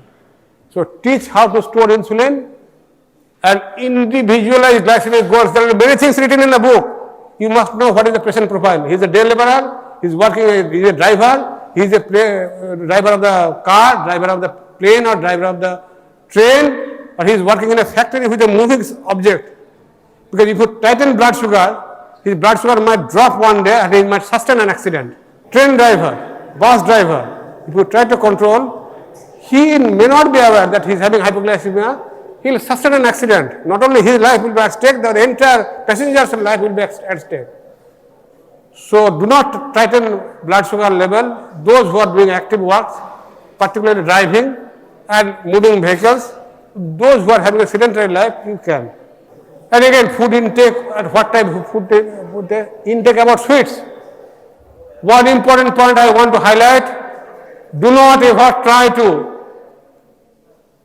put an absolute stop to sweet. That will have a disastrous consequences. I have seen even the doctors don't take sugars in the tea. No, I mean diabetes, I will not take sugar. See, in 1 cup of tea, how much sugar you add? 10 grams. What is 10 grams? 10,000 milligrams. We are having 5 liters of blood. I explained to many doctors that if I dissolve 10,000 milligram of blood glucose, that 10,000 is not in the glucose form, 50% is glucose and 50% is in fructose form. So basically we are taking 5,000 milligram. Now if I dissolve in 5 liters of blood, how much blood sugar is going to increase? Only 1 milligram. But for that reason, there is no valid scientific reason not to take sugar. Even for sweets, you can advise that you take sweets in moderation. Do not try to take rasgulla or good type of things. That will increase very high amount. And if you take a sweet, you can take definitely, but then on that date you take an extra dose of anti-diabetic drug, or there is a specific drug called acarbose or voglibose. You take that medicine. That will not allow glucose to be absorbed by the intestine. By decreasing sweet, by decreasing destroying one patient's psyche, to take sweets, you cannot prolong the life of the patient, neither complications. All the complications of diabetes are genetically determined. I repeat, despite aggressive control, complications does develop. Complications do develop because they are having a genetic propensity. So all the complications are not exclusively due to high blood sugar level, but a genetic element in it. So I'll have just a video, endless topic, diabetes. So in the Harrison book which we will be reading, Medicine is an ever-changing science. Yes, I conclude by saying that most illiterate person of the 21st century will not be those who cannot read and write, but those who cannot learn, unlearn and relearn. This is from Dr. B.M. Hegde, a very famous physician, cardiologist, and he was awarded Padma Bhushan and Padma Vibhushan. I have heard his lecture in the year 1998. Prolific speaker, cancer and insulin, B.M. Hegde. You see every word he is telling, I agree with it, but since I am a very low profile person, nobody will hear my statement. This is the identity who is speaking. See what he is speaking, every word is important. This is important for our life, for earning bread and butter, to deceive people, that we understand a lot about whatever we are going to see. At least we have to pretend that we understand each and everything about it, looking at X-ray, so that your patient gets convinced that doctor knows a lot. To know that, you have to practice a lot how to read an X-ray. We had an introductory class, we had an introductory part of interpreting this upper limb X-ray, which mostly related to the bones we talked about.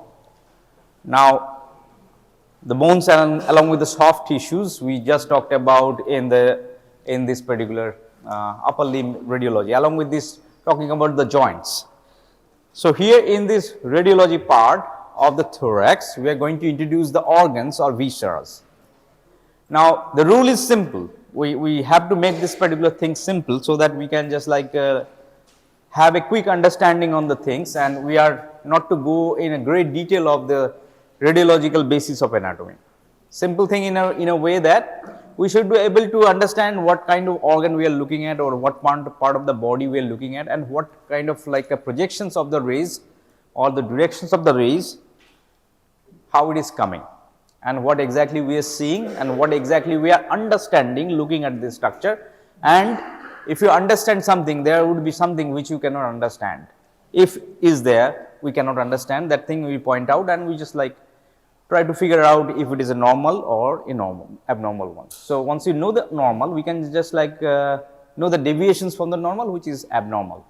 So for us in this made one, we are just focusing on the normal sciagram or normal radiological anatomy. So first thing first, to begin with, the rules are there. Whenever you are given with the X-ray plate, or if you are looking at during examination, or looking in front of your patient, whenever you are asked to just like tell about Dr. ki hoyeche bolun, what's wrong is going with this particular photo ta dekhun to ki dekha jacche, kar chobi kothakar chobi. So you have to interpret those things, and you have to just like narrate it to in a way to the patients, communicate as well to the patient in a way, so that he can understand that little bit of whatever you are seeing and whatever things you are interpreting, so that he gets a convinced na lokta kichu onto jane amar theke ekটু বেশি জানে, ঠিক আছে, একে ভরসা করতে পারবো, আর একটু খানিকক্ষণ with patience I look into it. So whenever you are looking into sciagram plate in front of your patients, in front of your family members, or during examinations in front of us, So, radiogram, if it is upper limb, lower limb, thorax, abdomen, if you are looking at, you have to specify the region. So, most of the times in the thorax, which is a point of concern or point of the topic today, we are looking at the thorax X-ray. So, we see that this particular thorax X-ray, the directions of the of this particular rays to what direction is coming. So, in the thorax X-ray, we get this particular views either coming from the front to back or back to front, or it is coming from the sideways, the rays, this X-rays, and it is making a projections to that particular board, as I mentioned, which is lying opposite to it and catching up the silhouette or the shadow of it and looking at it and developing on it. So, you have to figure out in order of reading an X-ray, first is if it is a plain X-ray or if you are looking something special or extraordinary. So, what do you mean by this particular plain X-ray and a special X-ray? So, looking at this particular skygram plate, if it is black, if it is white or if it is gray, that means you are seeing an X-ray plate which is normal X-ray plate, which is nothing special about it. That means you are looking at the soft tissue shadows, which is not very clear. You are saying that this is a muscle or it is a soft tissue. That means it could be a muscle, it could have tendons, it have blood vessels, and in it together. You cannot precisely point it out, this is the blood vessel or this is the femoral artery I am looking at. So, we cannot pinpoint it. We just like to say it a general word, a soft tissue. That means it includes everything which is softer, and if it is other than soft tissues, that means it is a bony structures. If it is visible, any kind of bone, if you are looking at, that is a bony structure. So, soft tissue structure and the bony structure, likewise we mentioned about. If those things are visible, we call this particular X-ray plates as a plain or normal X-ray plate, right. So, we do not see anything special on it.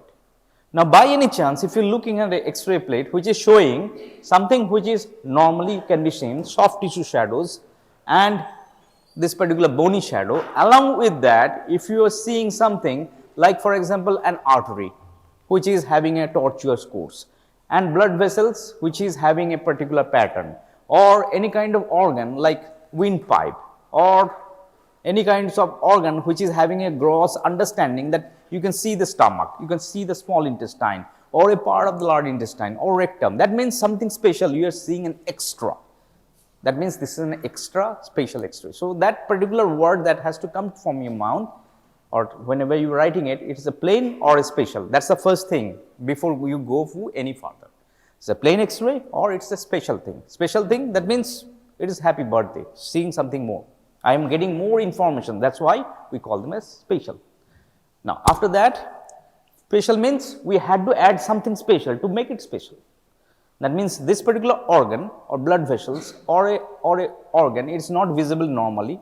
We are making it visible by doing something special.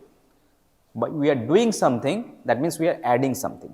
That means we are painting with something, then it becomes visible.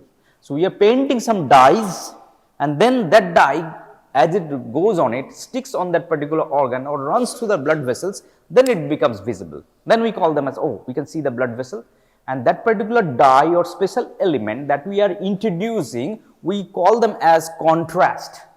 It could be ions, it could be salt, which we are using that, which is maybe fluorescent in nature, which may have a particular pattern, which makes this particular organ visible.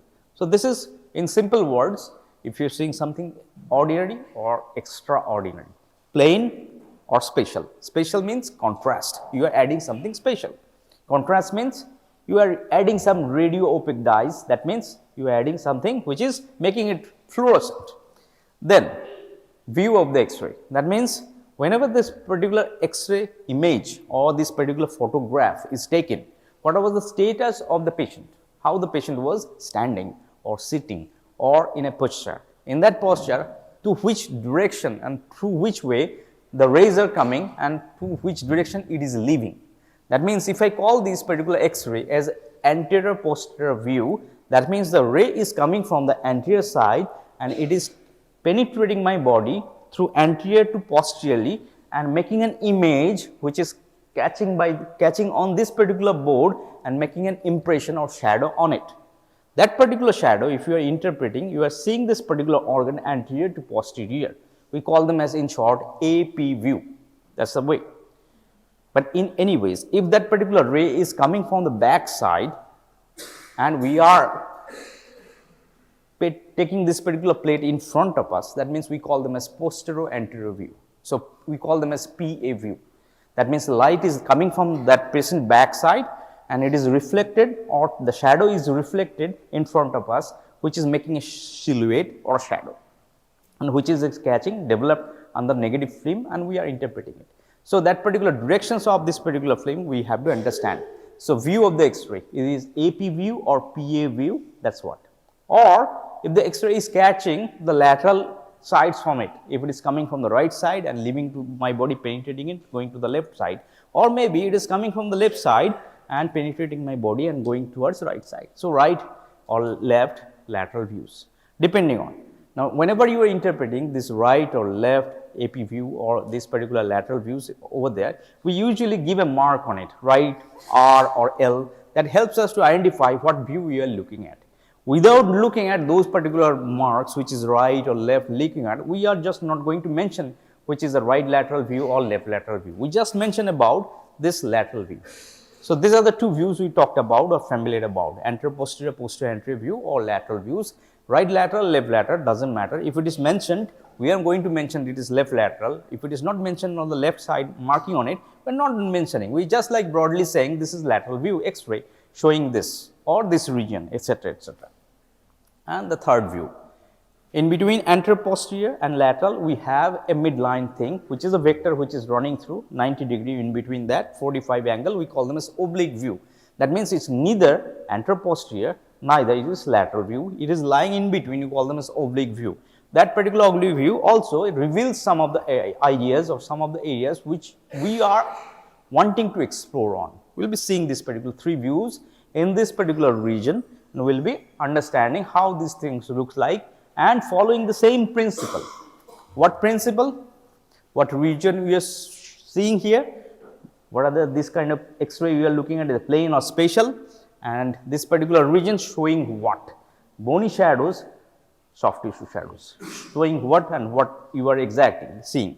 Now, in case of this particular spatial, bony shadow, soft tissue shadows, and something special if you are looking at. That is what you have to mention. So, these things are simple in a terms of looking at it. Now, we are going to talk about this particular views. Now, here in case of the thorax, there are two ways we want this particular views to be seen, anterior posterior or posterior anterior. In case of the thorax, most of the times we want to see these organs or this particular viscera that is present inside this particular thoracic cavity. We have the heart, we have the lungs present inside along with the coverings to it, and we have a limit which is limiting this particular lower margin of the thorax, which is diaphragm.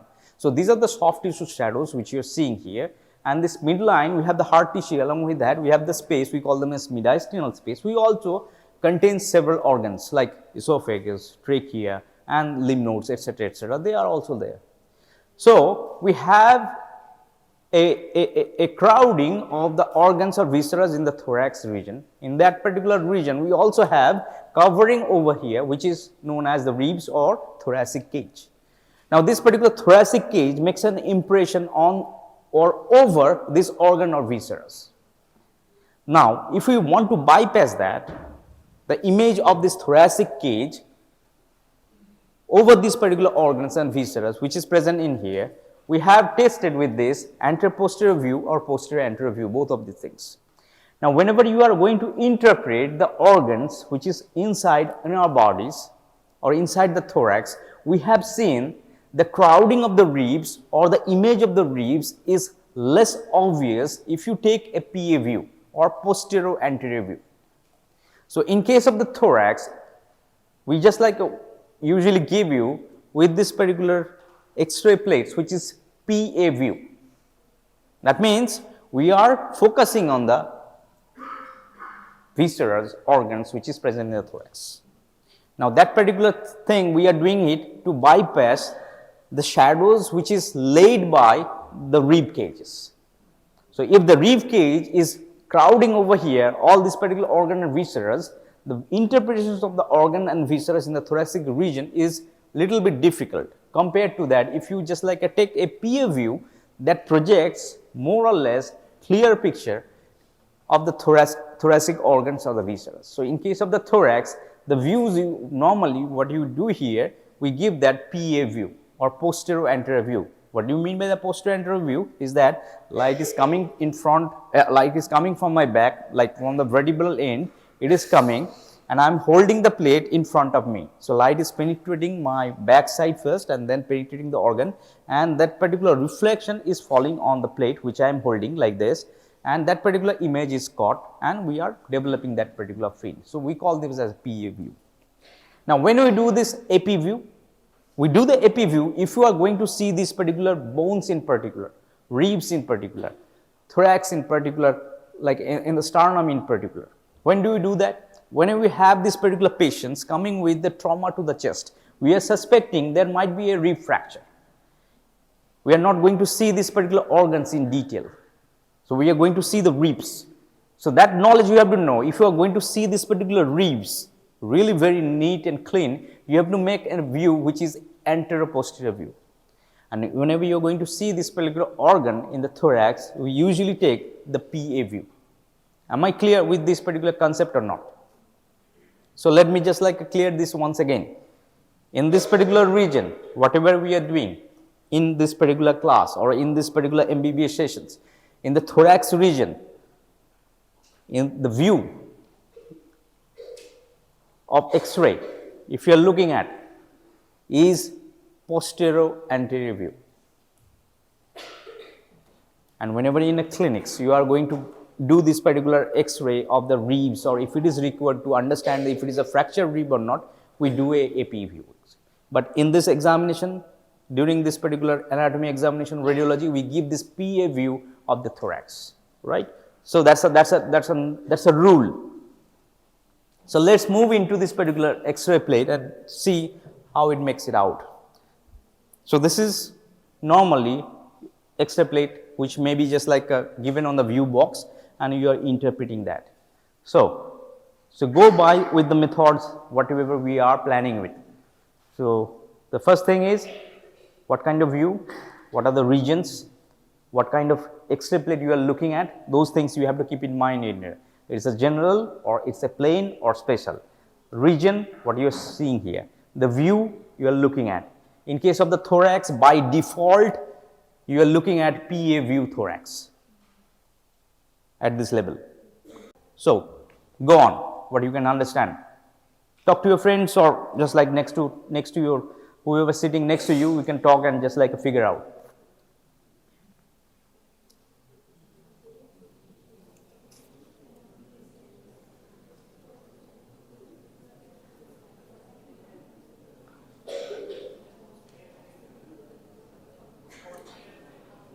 It is a posterior anterior view. The view is posterior anterior view in the thorax region, PA view. In case of the thorax, X-ray thorax, it's PA view. That's a rule. By default, we are doing it.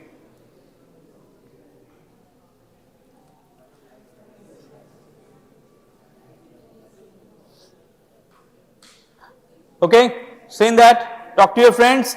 Now, let us do the drill. What kind of X-ray you are looking at? Plane or spatial? Plane or spatial? You do not see anything special in it? Nothing special about it? Ordinary guy? Nothing special. So, if I call it a spatial, what could be the criteria to make it special or look it special?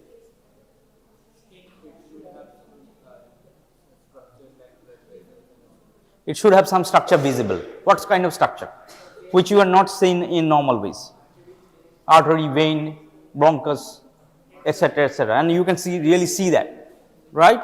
So, that is a not thing there. So, it is nothing special about this particular plate. It is a plain X-ray. What kind of view we are looking at in the thorax region? By default, PA view. Alright, it is a PA view thorax, which is a plain X-ray plate you are looking at.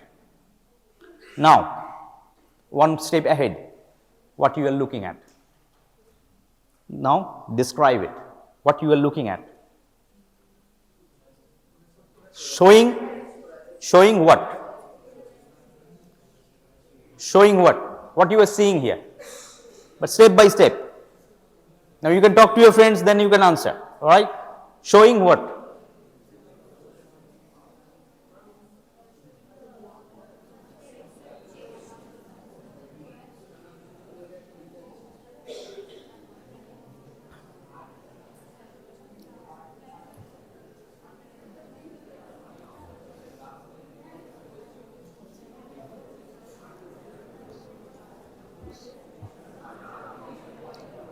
Okay? Now,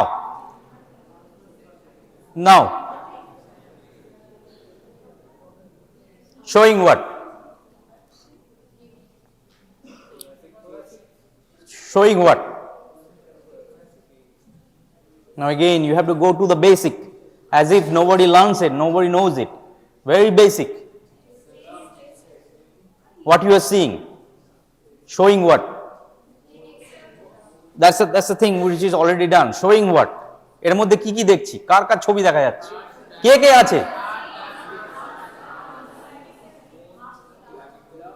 হলো না.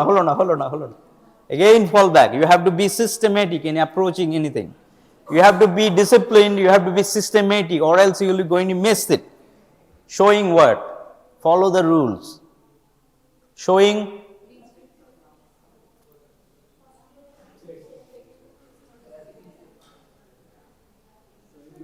Showing shadows of what? Organs. Showing shadows of organs, one entity. Next, second entity. Anything else? Showing shadows of organ 1. Okay, stop it. Then next point. And showing something else or not? All. Okay, thank God. All right. So plan. Showing shadows of soft tissue organs, as we are saying, right? Organs of the which region? Thoracic organs. Showing shadows of thoracic organ, right? Then stop. Then and showing shadows of bones. Which bones? Thoracic bones. All right, now you go on describing it. Thoracic bones like? All right, now you are in track. Now you wait. Now again talk to your friend. Again you have to be systematic whenever you are talking at it. You have to be a disciplined manner. We are going to be disciplined people, right? Or you can just like cannot run here, there, you cannot do that. আপনাকে একটা ওষুধ দিলাম আবার খানিকক্ষণ করে দিলাম না ওষুধটা কাটলাম আবার বললাম, you cannot do that. We have to be disciplined so that people understand we are organized. You have to be organized in presenting it. So showing shadows of bones, thoracic region bones like sternum. Okay, sternum, ribs, clavicle, scapula. Anything else? Okay. Now, shadows of bones, whatever you're seeing here, ribs, clavicle, scapula. Anything else? Sternum, vertebrae. Good. Majority of the bones is covered. If you see anything else, you have to mention it. If not, if you're seeing a whole bone, you have to mention that whole bone. If you're seeing the part of it, you have to mention part of it. Clear? So, then, anything else? Anything else? No, don't go into soft tissue yet. Still we are in the bone. We are still on the bone and we have to finish something else in regard to the bone. Then we can move into it. Joints. All right. Joints. Then what are the joints we are looking at? Okay. Now you are in a track. Now you are covering the points. Now you are not missing anything. So you have to check everything. Whenever you are interpreting it, you have to check everything. Because people are paying you to check it. Because they cannot read that. আমি যদি একটা ছবি এসে বলি যে দেখুন তো কে কে আছে এই আছে এই আছে এই আছে এই আছে কিন্তু এই ইন্টারপ্রিটেশনটা তোমার কাছেই আসবে and you will be paid for it to interpret it. So your interpretations has to be in a logical sequential manner so that you do not miss anything, and you have to make it a habit. If you're seeing bones, you have to see bones. If you're seeing a whole bone or part of bone, if you're seeing whole or part of bone, that thing is done. You have to see that if that bone is contributing in a joint which is visible or not. If you're seeing the joint there, it's a whole joint you are seeing it, or it's a partial joint you are seeing it. If that particular joint, then you have to see that these particular bones are healthy, no fracture line, joints good, no effusions or nothing wrong with this, no dislocation, etc., etc. That's a pathological thing. So once you do this normal thing, then you can go for the abnormal things, right? So then everything covered in the bone shadow. Then you move to the soft tissue shadows. Next part, soft tissue shadows showing what? No. Now you talk to your friends. Then you make it your mind. Then come to me.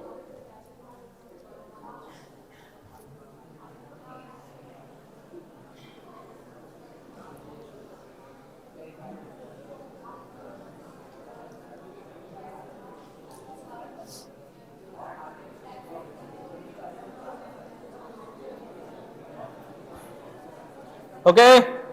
All right. Now soft tissue shadow of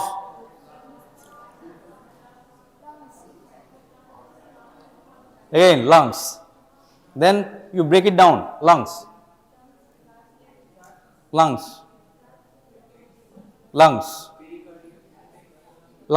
is not done yet. You're not done yet with the lungs. Right lung, left lung visible. Left lung, right lung, left lung. So shadows of right lung and left lung. So that particular shadows you have to mention, right? So that particular lungs if you're seeing here. Now describe the lung again. Right lung, left lung. Now, what are you seeing in the lung shadows? All right. So one right side or left side? Which side you are going to describe? Which lung you are going to describe? Left side. Okay, left side. Left lung showing cardiac notch. What else? What else you are seeing in the cardiac shadows? How diaphragm is coming on the lung? Border. What border you are seeing on lung? What border you are seeing in? কি কি border দেখা যাচ্ছে X-ray কি border আছে লাংসের যেটা এখানে দেখা যাচ্ছে সব বর্ডার কি দেখা যাচ্ছে লাংসের যদি না যায় কোন বর্ডার দেখতে পাই how many borders lung has in a viscera 3 borders এখানে কি বর্ডার দেখা যাচ্ছে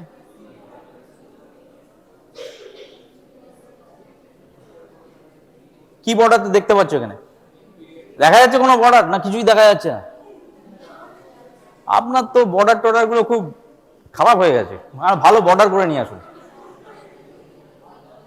বর্ডার দেখা যাচ্ছে do you see any long border or not yes or no yes the name এ border inferior border this is inferior border oh this is inferior border so inferior border you are seeing now inferior border any other border anterior border you are looking at all right this is anterior border or this is anterior border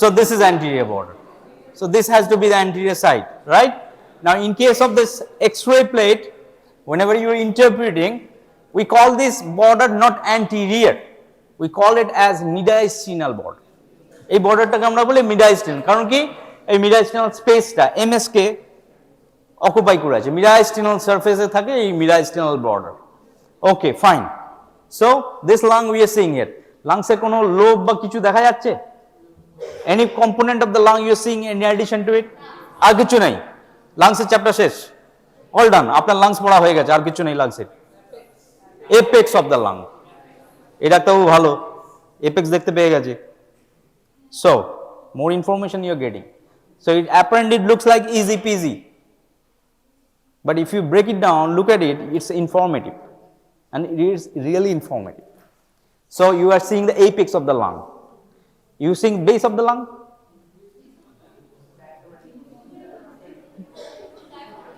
diaphragm border tie base of the lung তার মানে কি সারফেসও দেখতে পাচ্ছি not only the border it corresponds with this base of the lung which is basically inferior border, which also applicable for the base of the lung as well. If you are saying this is the mediastinal border, that means it represents the mediastinal surface as well. Any surface you are looking at? See, you are not done with the lung yet.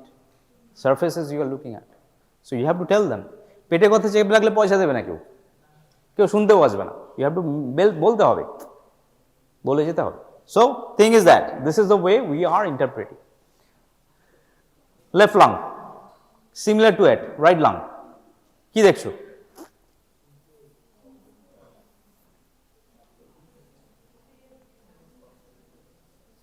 আর কিছু দেখছো? Additional কিছু দেখছো right lung A? Whichever you have mentioned, anything additional on the right lung you are seeing which you haven't seen or which is present there, it's not here, or those things.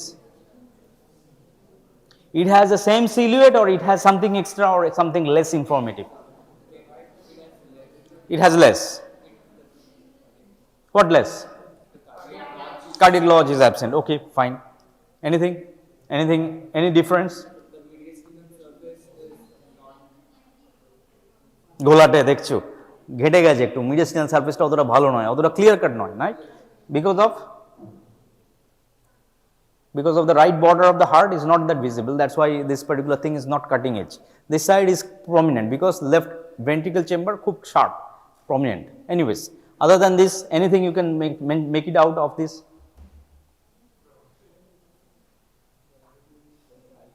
Okay, what's the covering of the lung? Covering of the lung air হবে কি করে বাবা? Lungs এর covering টা কি? Pleura. Okay, pleura. The covering of the lung is pleura, right? So in this particular region, with respect of the lung and the pleura, is there any space which you have to regard to this particular lung and this particular pleural shadow? Can you mention?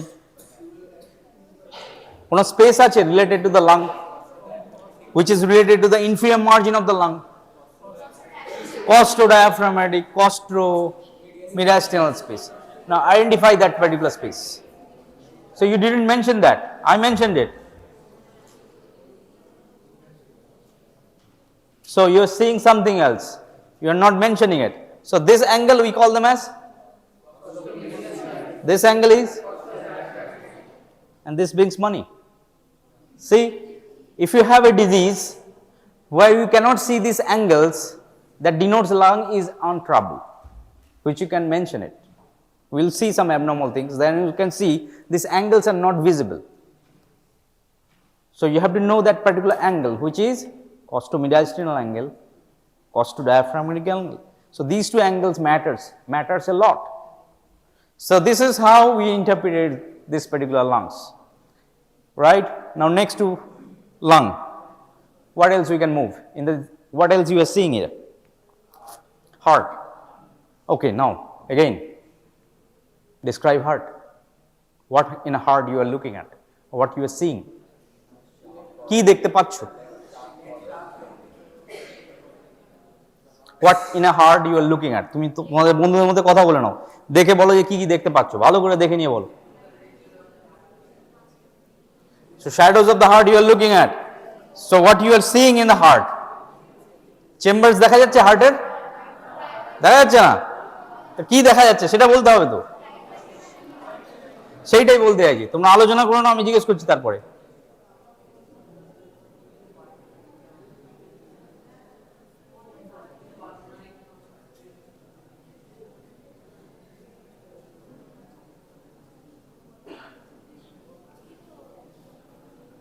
Okay, heart কি দেখা যাচ্ছে?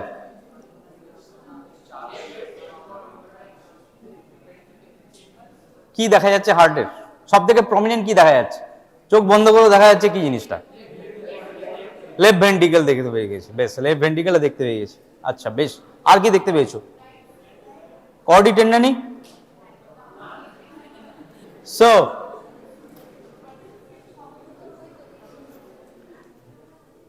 in a heart, in the shadow of the heart, you are looking at arch of aorta. কোনটা? ওই দেখা যাচ্ছে।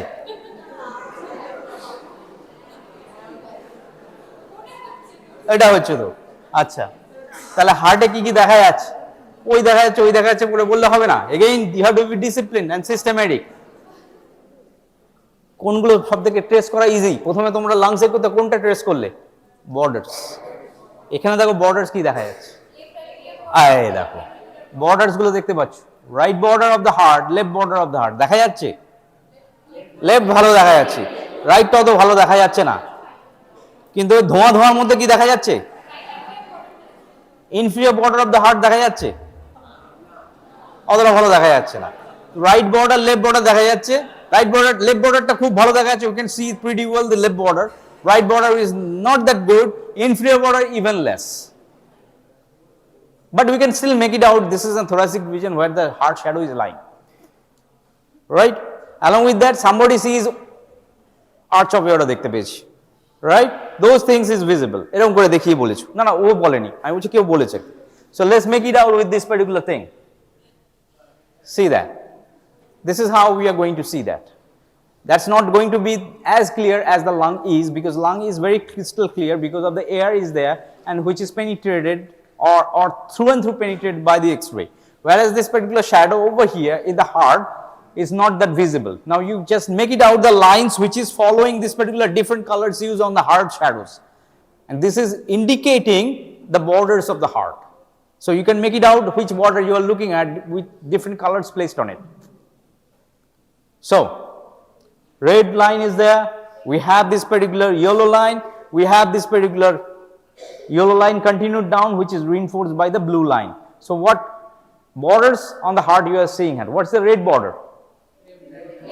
Left border of the left line, red line touch left border of the heart, right side, right border of the heart, yellow right এটা continued down inferior border, এইটা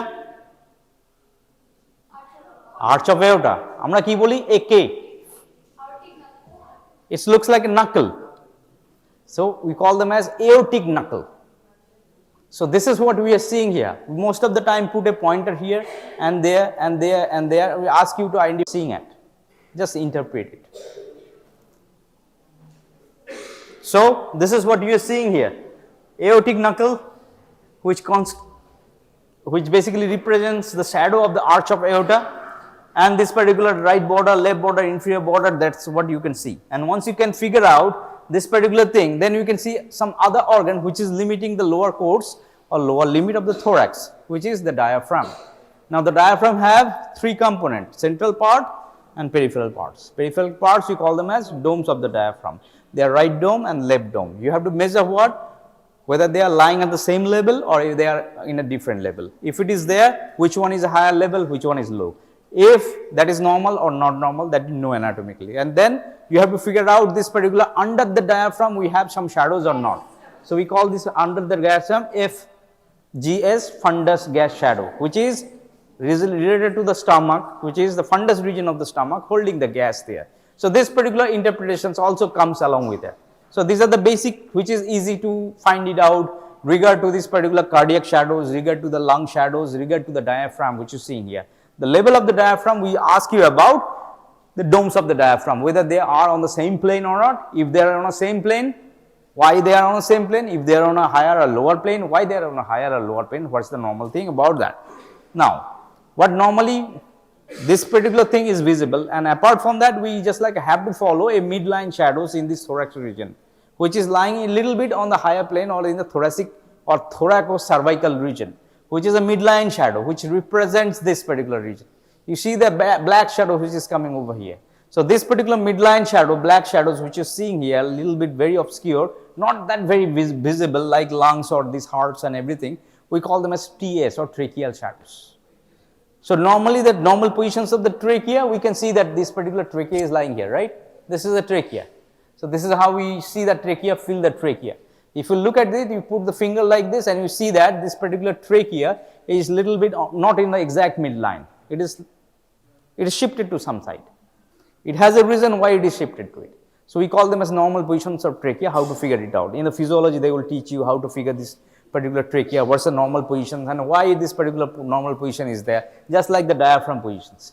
And if you have an abnormal positions of the trachea, what could be the consequences, etc., etc. So this is how we interpret this particular cardiac shadow or thorax region shadows. So this particular regions we interpret this particular lung shadows, interpret this particular cardiac shadows. We mostly figure on or look into this particular borders. In case of the lungs, we also look into this particular upper pole of the lung. We call them as like apex of the lung, which is very much visible and very much important for us.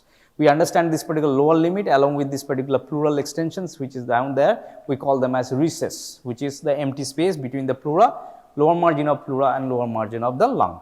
And this particular region have two of them, costodiaphragmatic and costomediastinal. Out of that, we have to know the theory behind, like which one is lying in the lower level and why this particular lower level thing is there, what accumulates there if something accumulates in it, etc., etc. So these are the normal thing which is expected out of here in this region. Along with that, you can see the bony shadows. Now, regard to the bony shadows, what you can be tested with? If you are looking at the ribs, you have to just like say that ribs what you are looking at. Now, thing is that whenever you are interpreting this particular ribs in this particular thoracic region, assuming this is what view you are looking at? PA view. That means posterior anterior view. This particular PA view, whenever you are interpreting, this particular interpretations of the rib will be front to back. We will be just like a tracking this particular X-ray plates or ribs. If you are counting the ribs, you will have count this particular rib which is from the head end. That means you have to count in this region. You are seeing this back side of the ribs, and this is the front side of the ribs. This impression is the rib 1. This is the rib 1. So we interpret the rib counting is coming from front to back like this. Like this. This is how we count the ribs, not like this is 1, 2, 3 like that. So this rib counting, you will be learning that in the clinics whenever you are going to count this particular ribs in a patient in a given skygram or radiology session. In the mid 5, like whenever you are going to for the approaching for the final, you will be doing this particular rib counting, how to interpret. So I am just like saying that this particular ribs, you have to count this particular ribs from this end to this rib. This end, what you are looking at, this is the vertebral end. So this particular region, we have to count it like this. So this is the way we interpret, count the ribs from here. But anyways, taking it from here, we like see these organ visceral impressions, lung shadows, cardiac shadows, diaphragmatic shadows and tracheal shadows if possible in this particular regions. So this is the normal thing regard to this particular thorax X-ray and thorax understanding on these regions. Now talking about the mediastinum. This particular mediastinum, you see that this midline space which is lying in between them. If you see that, look at this particular mediastinum, which is normal mediastinum, it looks like that. It is a narrow scanty space where this particular heart is there. And this region is not occupied there by anything other than great vessels. So we have this particular arch of aorta, we have these pulmonary arteries which is placed in here. So this particular region, if you have this lymph nodes, soft tissue shadow, esophagus, trachea coming over here, we can just like see this particular region as mediastinal shadows. So this region is the midline mediastinum, and you can see that compare with this previous one, this particular region of the mediastinum is wide. This is kind of like abnormal region which you are seeing here. We call them as mediastinal shadow, which is wide and mediastinum. But again, we do not ask you about mediastinal shadows in the undergraduate classes. Now this particular view you are looking at, you have to just look into the views. It's not that PA view we are looking at, it's something different. What view you are looking at? Is this lateral view, PA view or oblique view? So it's an oblique view, it's not an AP view, neither it's a complete lateral view. How the lateral view would be looking like? This is lateral view. So you are seeing this particular individual from the sides. This is the vertebral end, this is the sternum end. This is the cardiac shadows which is present in here, and this is the lung shadows which is making an impressions with this particular bronchus or bronchial vessels which is going there. So this is a lateral view X-ray which is limiting here is the diaphragm. You can see the lower limit where the diaphragm is. This is the apex of the lung, this is the bottom or base of the lung. This is how we interpret, and the bones which you are seeing here which is present. This is anterior posterior is denoted by the bones which is present. Now this one is not anterior posterior, you are seeing something else, like you are looking at this particular individual, this is the vertebra you can see, and this particular projections which is occupying this particular bones which is lying over here. What bone is lying here? The shadow of scapula. So you are seeing the scapula in addition to it. So you are seeing something individual from the oblique side of 45 degree angles. So this particular view is the oblique view of the thorax region. The same thing, showing soft tissue shadows, showing bony shadows, etc., etc. Bony shadow, that means bones plus joints if you are seeing any, and if the soft tissue shadows, what are the organs you are looking at, and what are the extremes of the organs you are seeing here, diaphragm or this particular apex of the lung, trachea, which you can see here going down up to the here and then splitting here. So, this is how we interpret the thoracic X-rays in examination or in during examination.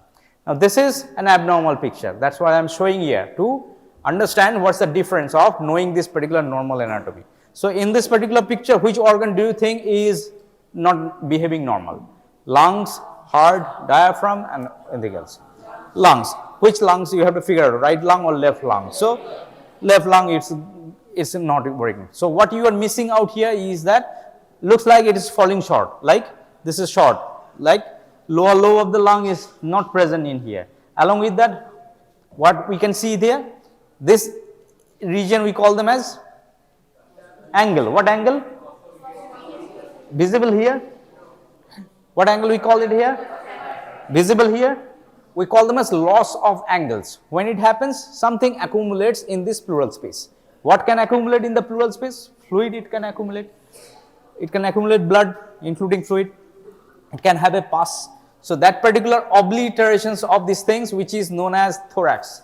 If it is pus, we call them as pyothorax. If it is water or clear fluid, we call them a hydrothorax, etc., etc. Right? So, this is how we interpret with these normal and abnormal things.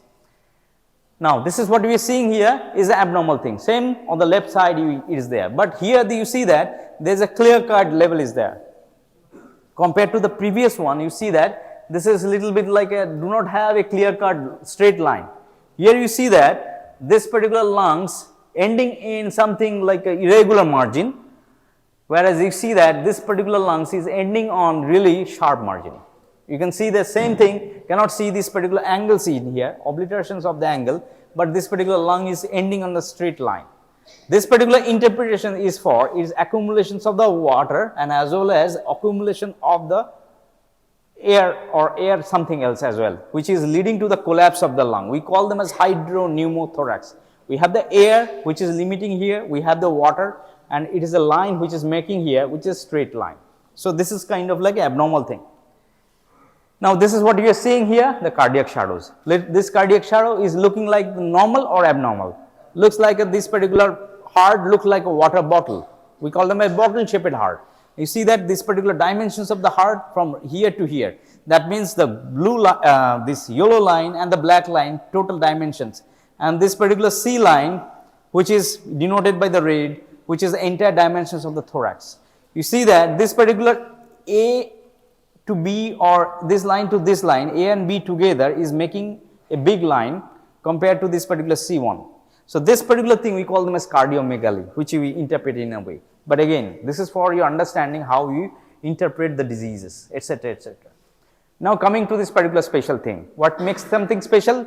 If we can see some bronchus, if we can see the bronchioles, if you can see the arch of aorta really well, the cavity of it, if you can see these coronary arteries in this particular X-rays, that makes this particular X-ray real special. Just like what? Like this one. You are seeing this bronchioles which is breaking down, bronchus breaking down in the bronchioles, and this particular respiratory tree is visible, this side and this side. So, you can see that this is a kind of bronchus, right principal bronchus, upper lobar bronchus, middle lobar bronchus, lower lobar bronchus. Then it is splitting down into segmental bronchus, etc., etc. So, you can see the bronchus interior to it and how it is going inside. This is not visible in a normal X-ray. That means this is a special X-ray. We call them as bronchogram. What makes this special? We put some dye here. Said that particular dye sticking to this particular walls, and when it sticks to the wall, we take the picture and then we analyze it. We call them as bronchogram. Similar to it, you see this aorta or arch of aorta. This is normal arch of aorta. Normally, you can see that knuckle, that bulge here. Here you can see that this part we call them as ascending aorta. This is arch of aorta. This is descending thoracic aorta. Everything visible. This is intrigue and detail you are looking at. So, this is a special X-ray which is showing normal shadows along with something special. We call them as arteriogram or aortogram. Something like this. We are seeing the coronary blood vessels, the coronary, right coronary artery, left coronary artery. They are visible, and you can see the branching of them, like marginal artery, etc., ventricular branch, etc. They are coming out. Normally not visible. We are again giving some dyes, taking the picture at that particular point when this particular dyes reaches to that particular point, and then analyzing it. So we are analyzing microstructures which is present on this and not visible normally. We call them as X-ray, which is a special kind of X-ray. Make sense? Now this is how we are seeing here. Now with this particular special X-ray, what we are seeing here, we are seeing this particular coronary artery, and you see that this is a narrowing. So this is the entire lumen of this coronary artery. Whatever the coronary artery, right, left, doesn't matter. This coronary artery is there. You can see that this part is narrowed. This part is normal. So this is, we have some obstructions there. So this particular person may have suffering from cardiac insufficiency. Blood is not flowing through it. May have angina or chest pain, etc., etc. So this is how this particular individual is presented to it. This particular X-ray, you are seeing that same artery, which is the aorta we are looking at. This particular aorta you are looking at is coming like this, and this part of the aorta, which is the descending thoracic aorta, is bulged out. This we call them as aneurysm or dilatations of this vessel. So this is what is dilated, which is a disease condition. Along with that, we can see dilatations in some other vessels. So arch of aorta, you see that it is throwing some branches. These are the branches going to the thorax, going to this particular upper extremities. So see that this artery, which is subclavian artery, which is giving into eventually, showing another dilatations here as well. So these are aneurysm or dilatations, which are the special thing which you are looking at. So this makes this particular X-ray as a special X-ray. So whenever it is given, we usually give this normal X-ray as well as special X-ray. So you have to mention what you are looking at. X-ray is a normal or special. If it is normal and special, the same thing. What region you are looking at, what structure you are seeing at. Soft tissue shadows, what are your soft tissue shadows. If it is bony structures, what are the bony structures you are looking at. And analyze it. We are not going to ask about disease or anything about it. Just normal structure we are going to ask you during this particular interpretations of this. But this is the very basic of everything about this particular X-ray. This basic informations you have to follow. So once again, what kind of X-ray you are looking at? What are the view? That means AP or lateral, etc., etc. What are the regions showing? And that particular showing structure, bony structure, soft tissue structure. And you have to break it down what you are looking at. And we may be just like a pointing out on a pointer. Just like, for example, we are pointing on aortic knuckle. I will ask you about what is this. You have to mention this is aortic knuckle, which is representing arch of aorta, etc. If you are pointing on right border of the heart, we are saying what is pointer at. We have to mention that this is the right border of the heart, left border of the heart, etc., etc. Diaphragm, right diaphragm, left diaphragm, domes of the diaphragm, etc., etc.